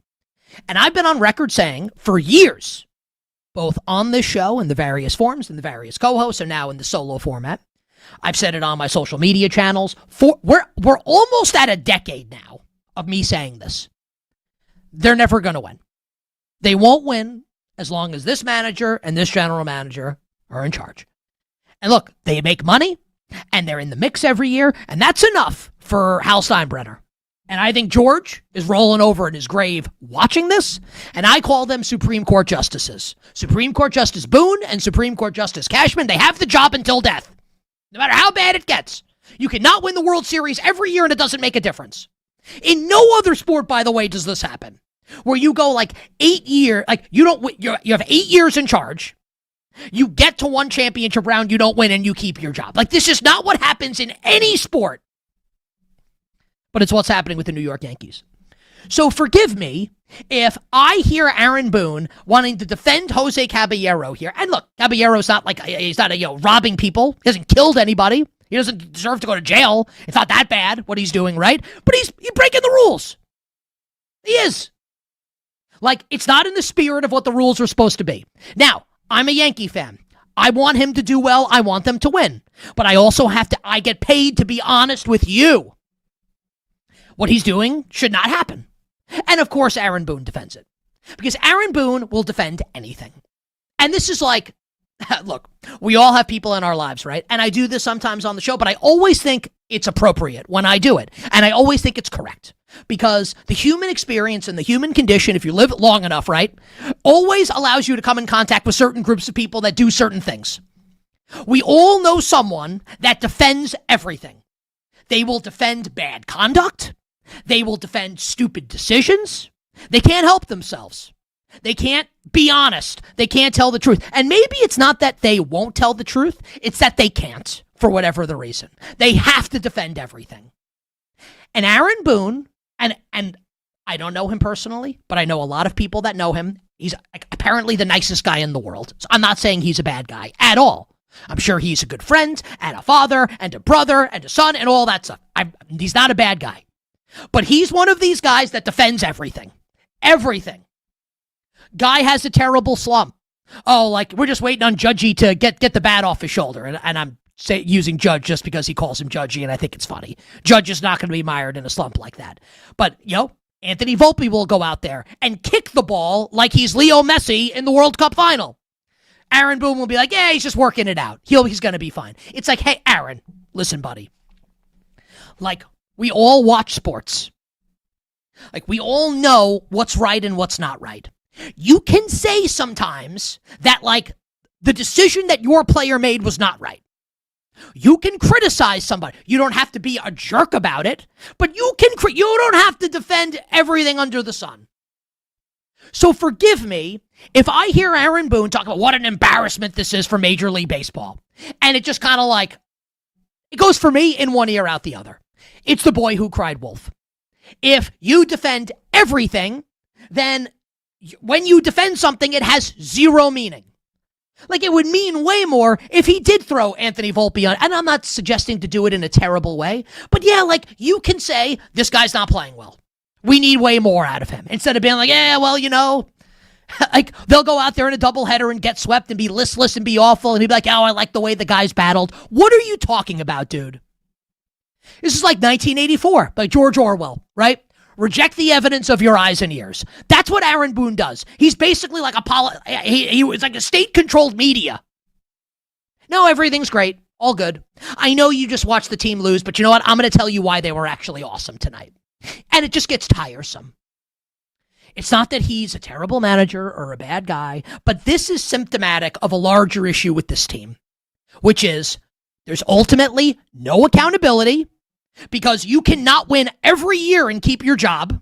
No accountability, and they're going to fall short again, even in a bad American league. So yeah, like we can turn this into like Jose. Think about how insane this is. Like Jose Caballero is a good player. He's not exactly a household name. Like this ain't exactly Shohei Ohtani we're talking about, right? And Major League Baseball has just woke up one morning and decided to have a vendetta against Jose Caballero. Like, come on, stop it. I'm sick of it. And they'll be there come October. There's no doubt. AL's bad. I actually think they're going to win the division. 2.5 games behind Tampa. I think they'll win the division. Even if they don't, they'll be in the mix. And they'll lose. I don't know what round it'll be in. Maybe it'll be in the World Series. This team is not winning a championship. I say it every year. And every year I'm right. And I don't want to be right. I hope I'm wrong. But I don't think I'm going to be. You bet on this Thursday. Nick Kostos and you on Westwood One Sports. Let's stick in the American League East.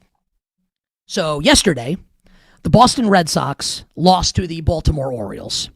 And in doing so, the Red Sox 15-game win streak, which tied the longest winning streak in franchise history, the 1946 Red Sox with Ted Williams, who lost the World Series in 7 games to the St. Louis Cardinals. Bill Zimmerman probably knew it off the top of his head. I had to look it up. They won 15 straight games. So this Red Sox team, with interim manager Chad Tracy, by the way, becoming the first interim manager, to lead a team to a 15-game win streak, because Alex Cora started the year, since like 150 years. So this kind of thing doesn't happen. So this is an incredible job by the Red Sox. And in life, as in sports, all good things come to an end, and the Red Sox win streak ends against the Baltimore Orioles. But over the course of this win streak, the Red Sox have played themselves back into playoff contention, in possession of the final wildcard spot in the American League.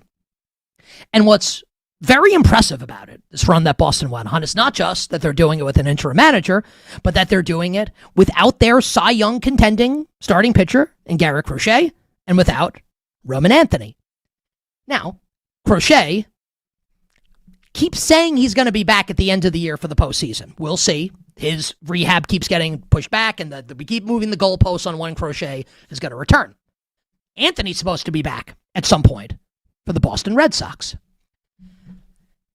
If you actually look at the starting pitching for Boston, this is not a team that you would think could rattle off 15 consecutive wins. And if this were a normal American League or National League, right? That's like a balanced league, which it normally is, right? We see that generally, right, in Major League Baseball each season. I would say, as we approach the trade deadline on Monday, August 3rd, that the Red Sox should not get suckered into and get kind of seduced by this win streak they were just on, and that they're actually not that good, and that they can't make a run when it's all said and done. But given that this is, and we'll have to wait and see how it shakes out to kind of put it in historical perspective, it's one of, and I think we can all say this, right? And I don't know what degree it'll end at. It's one of the weaker leagues we've seen in quite some time. This year's American League, right? Where who's the best team in the? Is it the Yankees? Is it Tampa? The White Sox, the Mariners, the Rangers? Who's the best team in the American League? Who is it? And can whatever team that is beat whatever team represents the NL in the Fall Classic? So I actually think, given what's happening this year in the American League, that the Boston Red Sox should buy. And that Craig Breslow, the and deservedly embattled general manager of the Red Sox, should actually look to add to this team as we approach the deadline. And I loved a couple of the names that Jim Bowden brought up yesterday on the show when he joined us, and we're talking trade deadline, right? Luis Arias to play second base.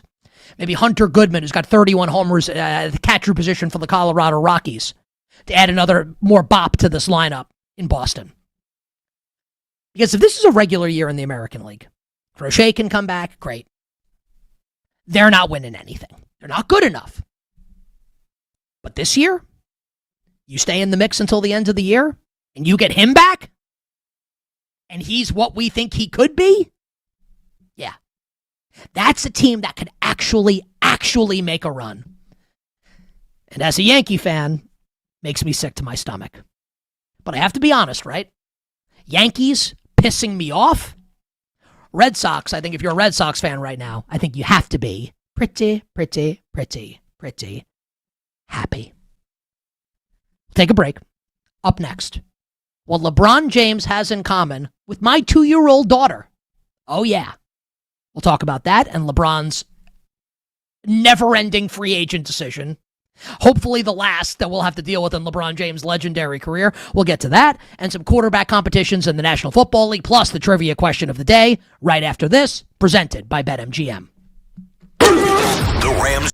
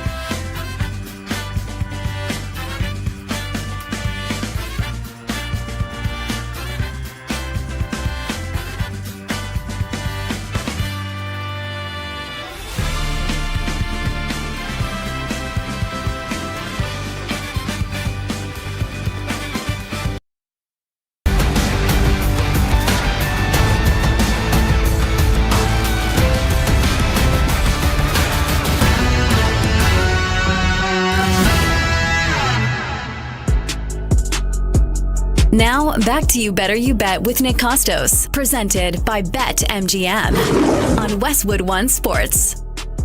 Did Laura come back from break with Jumpman because we're talking about LeBron and this is like a weird Michael Jordan thing, Laura, or was this accidental? Because I have to be honest, like, I like it. That boy's up to something. You know, we're going to talk about rappers for a second. Not a sentence I thought I would utter on the show today. A lot of people like Future, the rapper Future. Russell Wilson doesn't. A lot of people like Future. I think Future's pretty bad. I don't know what he's saying half the time. I don't know if it's like, let me chug this bottle of Robitussin and then just start talking into a microphone. I don't know what the hell he's saying. The Future song that I like the most is Honest. Now, I'm pretty sure, I haven't heard it in a while, but it is almost certainly not safe for work. But in the song, he's basically saying things that may not be socially acceptable to say out loud, followed by, I'm just being honest. And I can appreciate, and I've always said, and you know this if you've listened to watch the show for any period of time, one of the things I love about hip-hop is the ability that they have, that the rappers have, the artist has, the musician has, to distill these very complex feelings and emotions down into one or two lines. And when it's great, it's Shakespeare. And I mean that. That is not a backhanded compliment. I mean it sincerely. So when Future's talking about all these things that he likes, some of which you shouldn't say out loud, but a lot of men will probably be nodding along, and then he goes, I'm just being honest. In my head, I'm thinking, yes, Future. Yes, you are. Anyway, this will be the first time anyone ever segues from Future to Yahoo Sports NBA writer Kevin O'Connor. So Kevin O'Connor, who's super plugged in when it comes to the NBA, used to work for The Ringer, now does great work with our friends at Yahoo Sports. I believe we're going to get him on the show at some point. That is me saying to Bill Zimmerman, our producer on the air, hey, Bill, please get Kevin O'Connor on the show. So Kevin O'Connor wrote yesterday for Yahoo that league sources believe that the reason why LeBron James has not made his free agent decision yet is because he's waiting to see if one of the teams he's interested in can trade for either Kyrie Irving or Anthony Davis. We all fantasize about our exes from time to time. I understand where LeBron's coming from.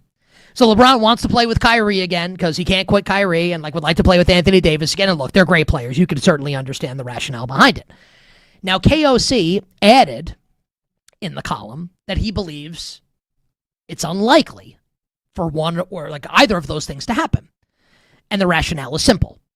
Because A, Dallas doesn't want to trade Kyrie Irving. Why would you want to trade him?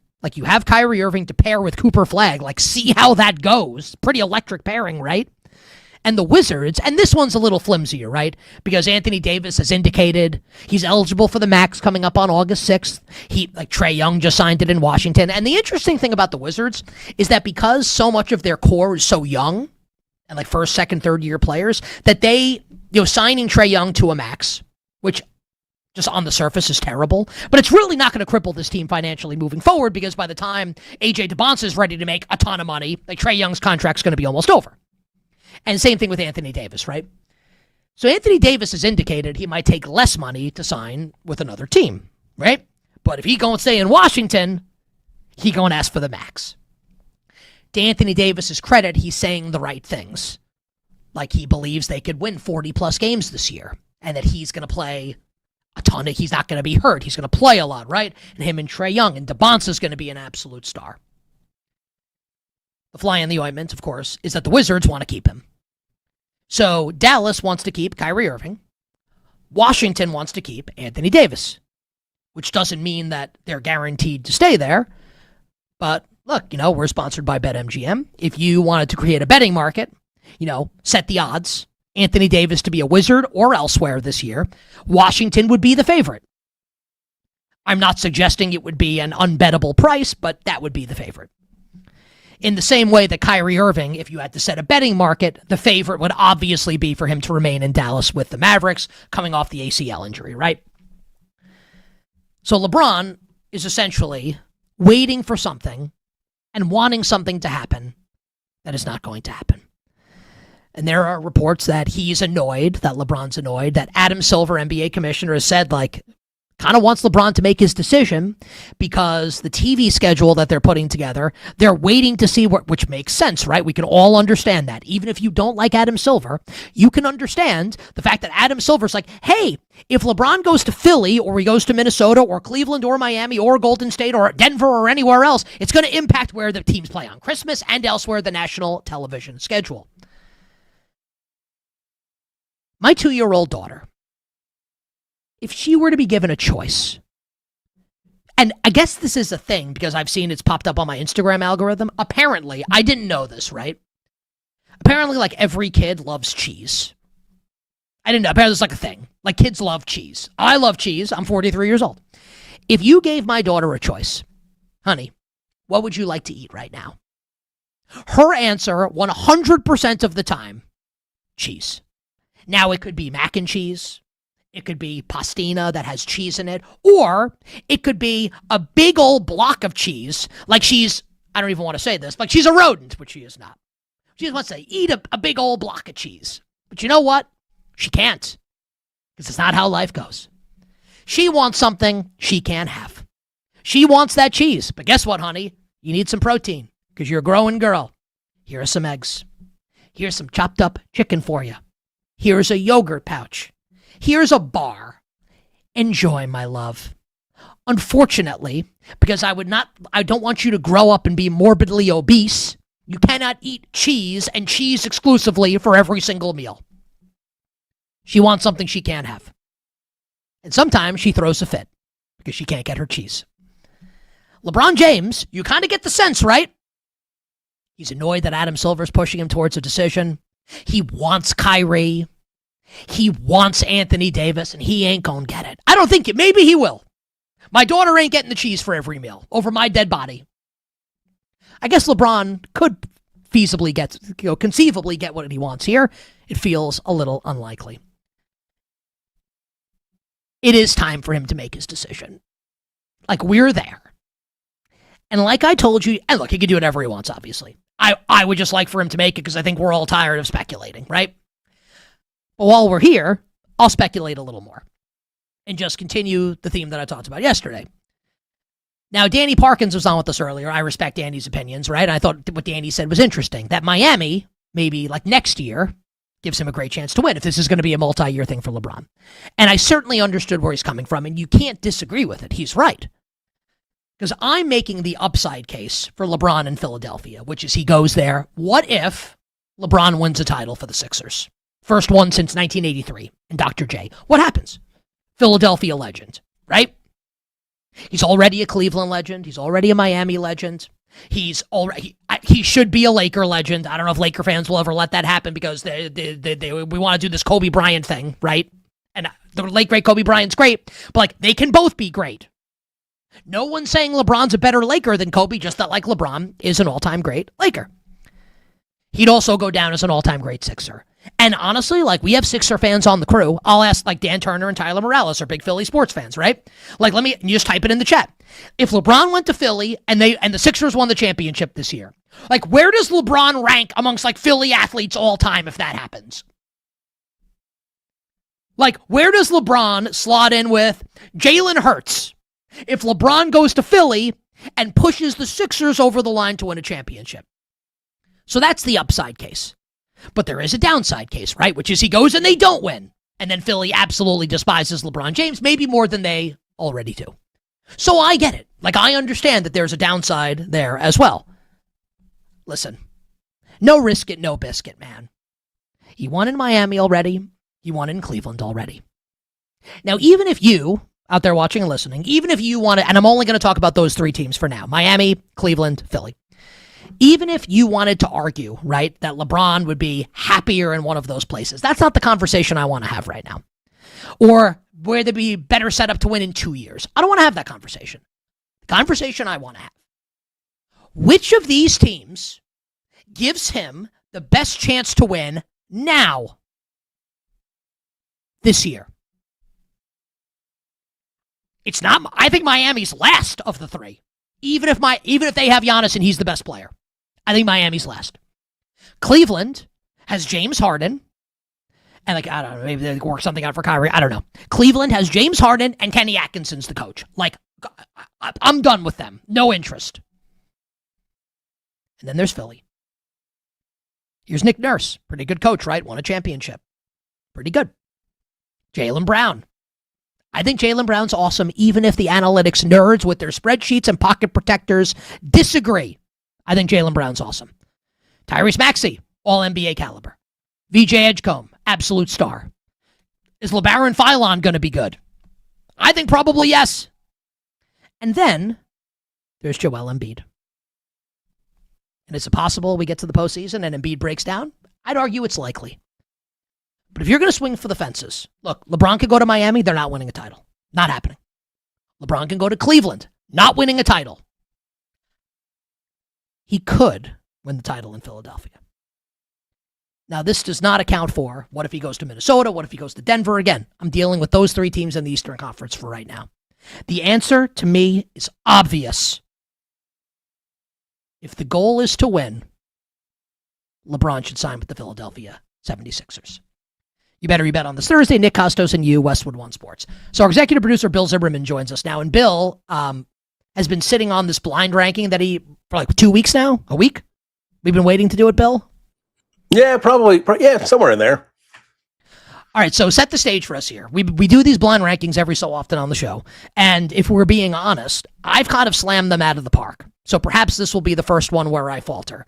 So set the stage, Bill. What are we doing here? What is the blind ranking in general? What is the topic we will be doing today on the show? All right, so blind ranking, for those who don't know, we're going to give 10 names or teams, whatever it is, to Nick. He doesn't know exactly who's on this list, and he's got to put them in the correct order and see if he can nail it. He's done a heck of a job so far on these. So this one, Nick, we were doing all this World Cup conversation, and we're talking about Lionel Messi. Can I break in here? We have a little bit of breaking news in the NFL that I want to do. Stay here because I'm going to come back to you in 30 seconds, but I want to make sure we get this in. So we have our first I'm doing this like it's a happy thing. It's not, but there's going to be a lot of these, unfortunately.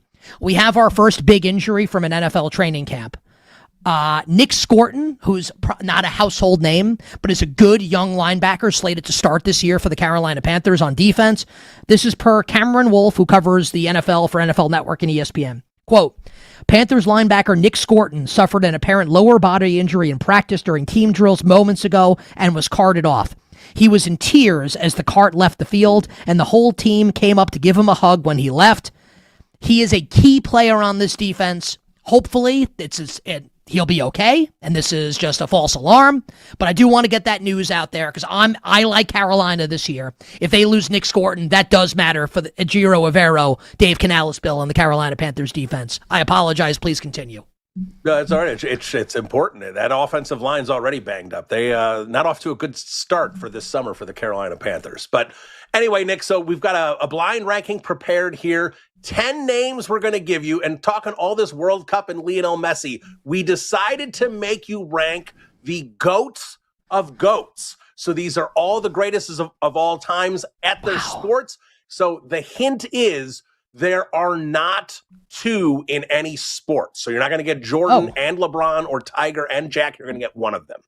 Okay, great. You may disagree with some of our GOAT selections, but that's what we got here. All right, so before we begin in earnest here, so we'll do NFL, right? NBA, I'm guessing college football, maybe college basketball, NHL, Major League Baseball, so that's 1, 2, 3, 4, 5, 6. Golf, tennis, 8, soccer, 9. What is the 10th? NASCAR? Formula One? I can't wait to see what it is. Maybe I'm missing something. I'm not telling you. Maybe there's college sports. Maybe there's not. We'll see what we got here. So let me ask you, just your personal opinion. Who is your GOAT of GOATs? I cannot get past the bias I have in Chicago. So my GOAT of GOATs is a very, very obvious one. Because I'll tell you, you can make the case it's Jordan, Gretzky, or Brady. Yeah, you can. Honestly, I think it is MJ. I think MJ probably is the GOAT of GOATs. I actually think that's true. All right, so let's start here. All right, and we're going to start. You mentioned the name already, Tom Brady. Okay, I think Brady. I think I need to save 1 and 2 for Jordan and Gretzky. So I think Brady has to be 3. Let's put Tom Brady 3rd on the GOAT of GOATs list. All right, Tom Brady is 3rd. Next up, Tiger Woods. See, this is where it gets interesting, right? Because you can make the case that Tiger is not actually the GOAT of golf, right? You can make the case that it's Jack or Arnold Palmer. Yeah, oh yeah. Let's put Tiger 7th. All right. Next if we're up, doing the GOAT of like driving under the influence, Tiger might be first, but that's not what this is. Wow. The man who inspired the list, Lionel Messi. I think Messi, I think, is below Tiger. Messi's won 1 World Cup, 1 Copa America. Obviously one of the most decorated club players of all time. You know what? We'll put Messi 6th. Messi going in at 6. All right. Now, you did not mention this sport, but you will agree this man should be on this list. Muhammad Ali. I don't know enough about boxing to give like a good one here. Let's put Ali. Where would he be for you? Is he in the top 5? He's definitely in the top 5 for me. I'd probably have him ahead of Brady. Let's put Ali 5th. All right. Another sport you didn't mention, Michael Phelps. 10. Michael Phelps coming in at 10. I don't care. Right. Yeah, smoke your pot, Michael, and go away. I'm good on swimming. Michael Jordan next on the list. 1. And you guys can go ahead and you can put Gretzky at 2 for whenever we do Gretzky. Gretzky's 2. All right, next on the list, we're going another Olympian here, Nick. Usain Bolt. 9. All right, next up. Like, don't care at all. Like, I honestly, like, I don't like the Olympics, so, like, I'm not into the Olympics. I don't care, so I'm happy they were last. Gretzky's 2. I think you're going to probably be pretty happy with how this shakes out here. Next name on the list, so Wayne Gretzky 2nd, but we got 2 names left here, so let's reset for those listening on the radio. Michael Jordan is Nick's GOAT of GOATs at number 1. Wayne Gretzky 2. Tom Brady 3. 4 is open. Muhammad Ali 5. Messi 6. Tiger 7. 8 is open. Bolt 9. Phelps 10. Next name, Babe Ruth. So Ruth has to be in the and honestly, you could make the case for Ohtani, I guess, right? We'll put Babe Ruth 4th. Babe Ruth 4th. And the last one, Nick, I think you're going to love your list. Serena Williams. Yeah, Serena's, honestly, you can make the case like Serena should be above Tiger. You could. You can make the case that Serena should be above Messi. I think that's my one error, is I would put Serena 6th, Messi 7th, and Tiger 8th, if I could redo it. Otherwise, I think this list is pretty good. I think you slammed this list. Yeah. Is Michael Phelps like, is he the greatest summer Olympian ever? Is that true? He's the most decorated. Yeah, 24 gold medals, whatever the heck he has. Yeah. Is it? The answer to this question can be yes. Is it weird that like I act like it's not that I don't like the Olympics, it doesn't like offend me. The only thing that interests me is hockey and basketball. That's it. I don't care about anything else. I actually get into the Summer Olympics. Winter Olympics I can't get into. Summer Olympics I'll get into the swimming and the track. I don't know what I'm watching. Gymnastics, so I'll watch it with her. I don't know what I'm watching. Yeah, see, my brother swam for like 10 years, so I actually know the sport a little bit, so I can actually follow along there. When I think about swimming, you know what I think about? The way it smells. Chlorine. It smells horrible. Like when you go into like the indoor pool, it's got that certain stench. It's like chlorine mixed with body odor. It's horrific. I hate it. Would you like to pivot to the trivia? I would love to. All right. I liked yesterday's trivia, Nick, where you had to name the top 5 passers all time for the Carolina Panthers. So we're going to stick with that today. You mentioned the Seattle Seahawks at the top of the show, but we're not going quarterbacks. We're going rushing yardage. Top 5 rushing yardage leaders in Seattle Seahawks history. Okay. Marshawn. Marshawn is 4th. Sean Alexander. Sean Alexander is 1st. Kurt Warner. Kurt Warner with a C. Kurt Warner with a C is 3rd. Oh, man. You need 2nd and 5th. Kenneth Walker did not have it. Kenneth Walker's not on this list, right? Kenneth Walker is 8th. Yeah, Kenneth Walker can't be on the list. Am I missing anyone like totally obvious? No. So good running back. Go ahead. So Alexander is what? Alexander is 1st. You're missing 2nd. Kurt Warner 3rd. Marshawn Lynch 4th, and you're missing 5th. Wow. Okay. Kurt you Warner definitely know both these names. It's not some guy from 1975. This is going to upset me, right, if I don't get it? A little bit. All right. We'll take a break, and on the other side, we'll wrap up the show with a couple NFL futures thoughts, and I will attempt to answer this trivia question right after this. The 49ers.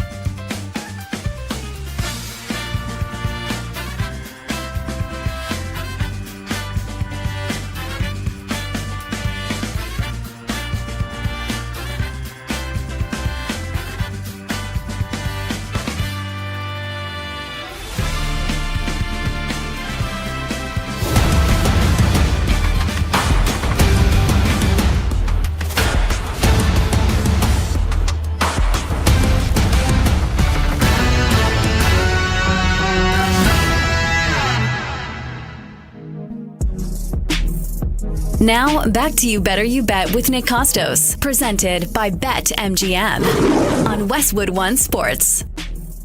So what I learned the game from William Wesley, You Can Never Check Me. William Wesley, of course, is Worldwide Wes.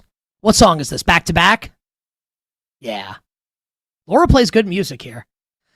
I learned the game from William Wesley, You Can Never Check Me. What's the next line? Back to back like I'm Jordan 96, 97. Whoa. This was in response to Meek Mill. Who destroyed who? I think I'm grammatically getting it. Whom? Whom destroyed whom in the rap battle more? Kendrick Lamar destroyed Drake or Drake destroyed Meek Mill? Meek Mill and Drake kind of like teamed up after the fact though, right? Has to be Kendrick Lamar to Drake. Anyway, I kind of want to, did your home run bet come up short? Kind of want to wrap this, but I'd like to keep my job.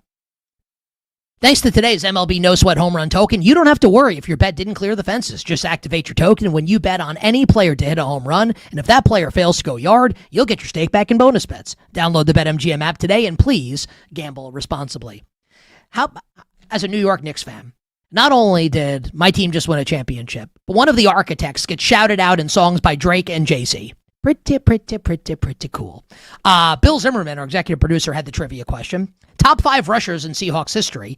I named 3. Marshawn Lynch, Sean Alexander, and Kurt Warner. Kurt Warner with a C. I got Russell Wilson during the break, organically, as Bill can attest. He's 5th, right? Russell Wilson? Yeah, Russell Wilson is 5th, correct. And then you gave me a hint, like a couple hints. Basically, this is early 90s, after Kurt Warner, before Ricky Waters took over, and then Waters started in San Francisco, right? And then went to Seattle and then went to Philadelphia? That's how it went? I think he went to Philadelphia before Seattle. I think it was San Fran, Philly, and then because he played with Randall Cunningham. Because I remember a Sunday night football game where Randall Cunningham actually drilled him in the back of the head with the football. He was so pissed at him. Dude, Ricky Waters is like a Hall of Fame caliber player. He was awesome. Ricky Run and a great Chris Berman nickname, Ricky Running Waters. The answer is, and Bill had to give me multiple hints to get me there, so this was not like organically me getting it right. Well, he shares the name of the guy who wrote the D-Generation X theme song in WWE, Chris Warren, correct? It is Chris Warren, second all time. Really good running back, 3 straight Pro Bowls, 5 straight 1,000-yard seasons, but name's kind of getting lost to history. As evidenced by the fact that I needed 9 hints to get it right. Okay, thanks to Bill. Who's hosting the show tomorrow? Chris Mack is back. I love Chris Mack will be in for me tomorrow. We'll love that. So I'll be back on Monday. You got me Monday through Thursday next week. We'll look forward to that. All right, Laura, please drop the dope-ass beat. I have an NFL future that I can't wait to give everybody. You know what makes me happy? Did we do this on the air? Me and Drew talking about Super Bowl picks. It was off air, right? So Drew will come on next week. We'll talk about Super Bowl predictions. So Drew, like me, likes the Minnesota Vikings this year. And I said it before they signed Kyler Murray. I said, if the Minnesota Vikings sign Kyler Murray, they will be my pick and my bet to win the NFC North. And I'm a man of my word. The Minnesota Vikings, at our show sponsor BetMGM, have the longest price to win the NFC North, which is crazy to me because I think they're awesome. The Vikings are plus 525 to be division champions. I'm all over it. I love the Vikings this year. I love Kevin O'Connell. I love Kyler Murray. I love this offensive infrastructure. And I think Brian Flores is the best defensive coordinator in the league. Minnesota plus 525 to win the NFC North. I am off tomorrow. Chris Mack will be here, so make sure you check that out. Until we meet again, dear listener and dear viewer, which will be a magnificent football Monday, with tons of NFL news to discuss. Until then, I'm Nick Kostos wishing you minimal sweats, winning bets, and the absolute very best of luck. This is Westwood.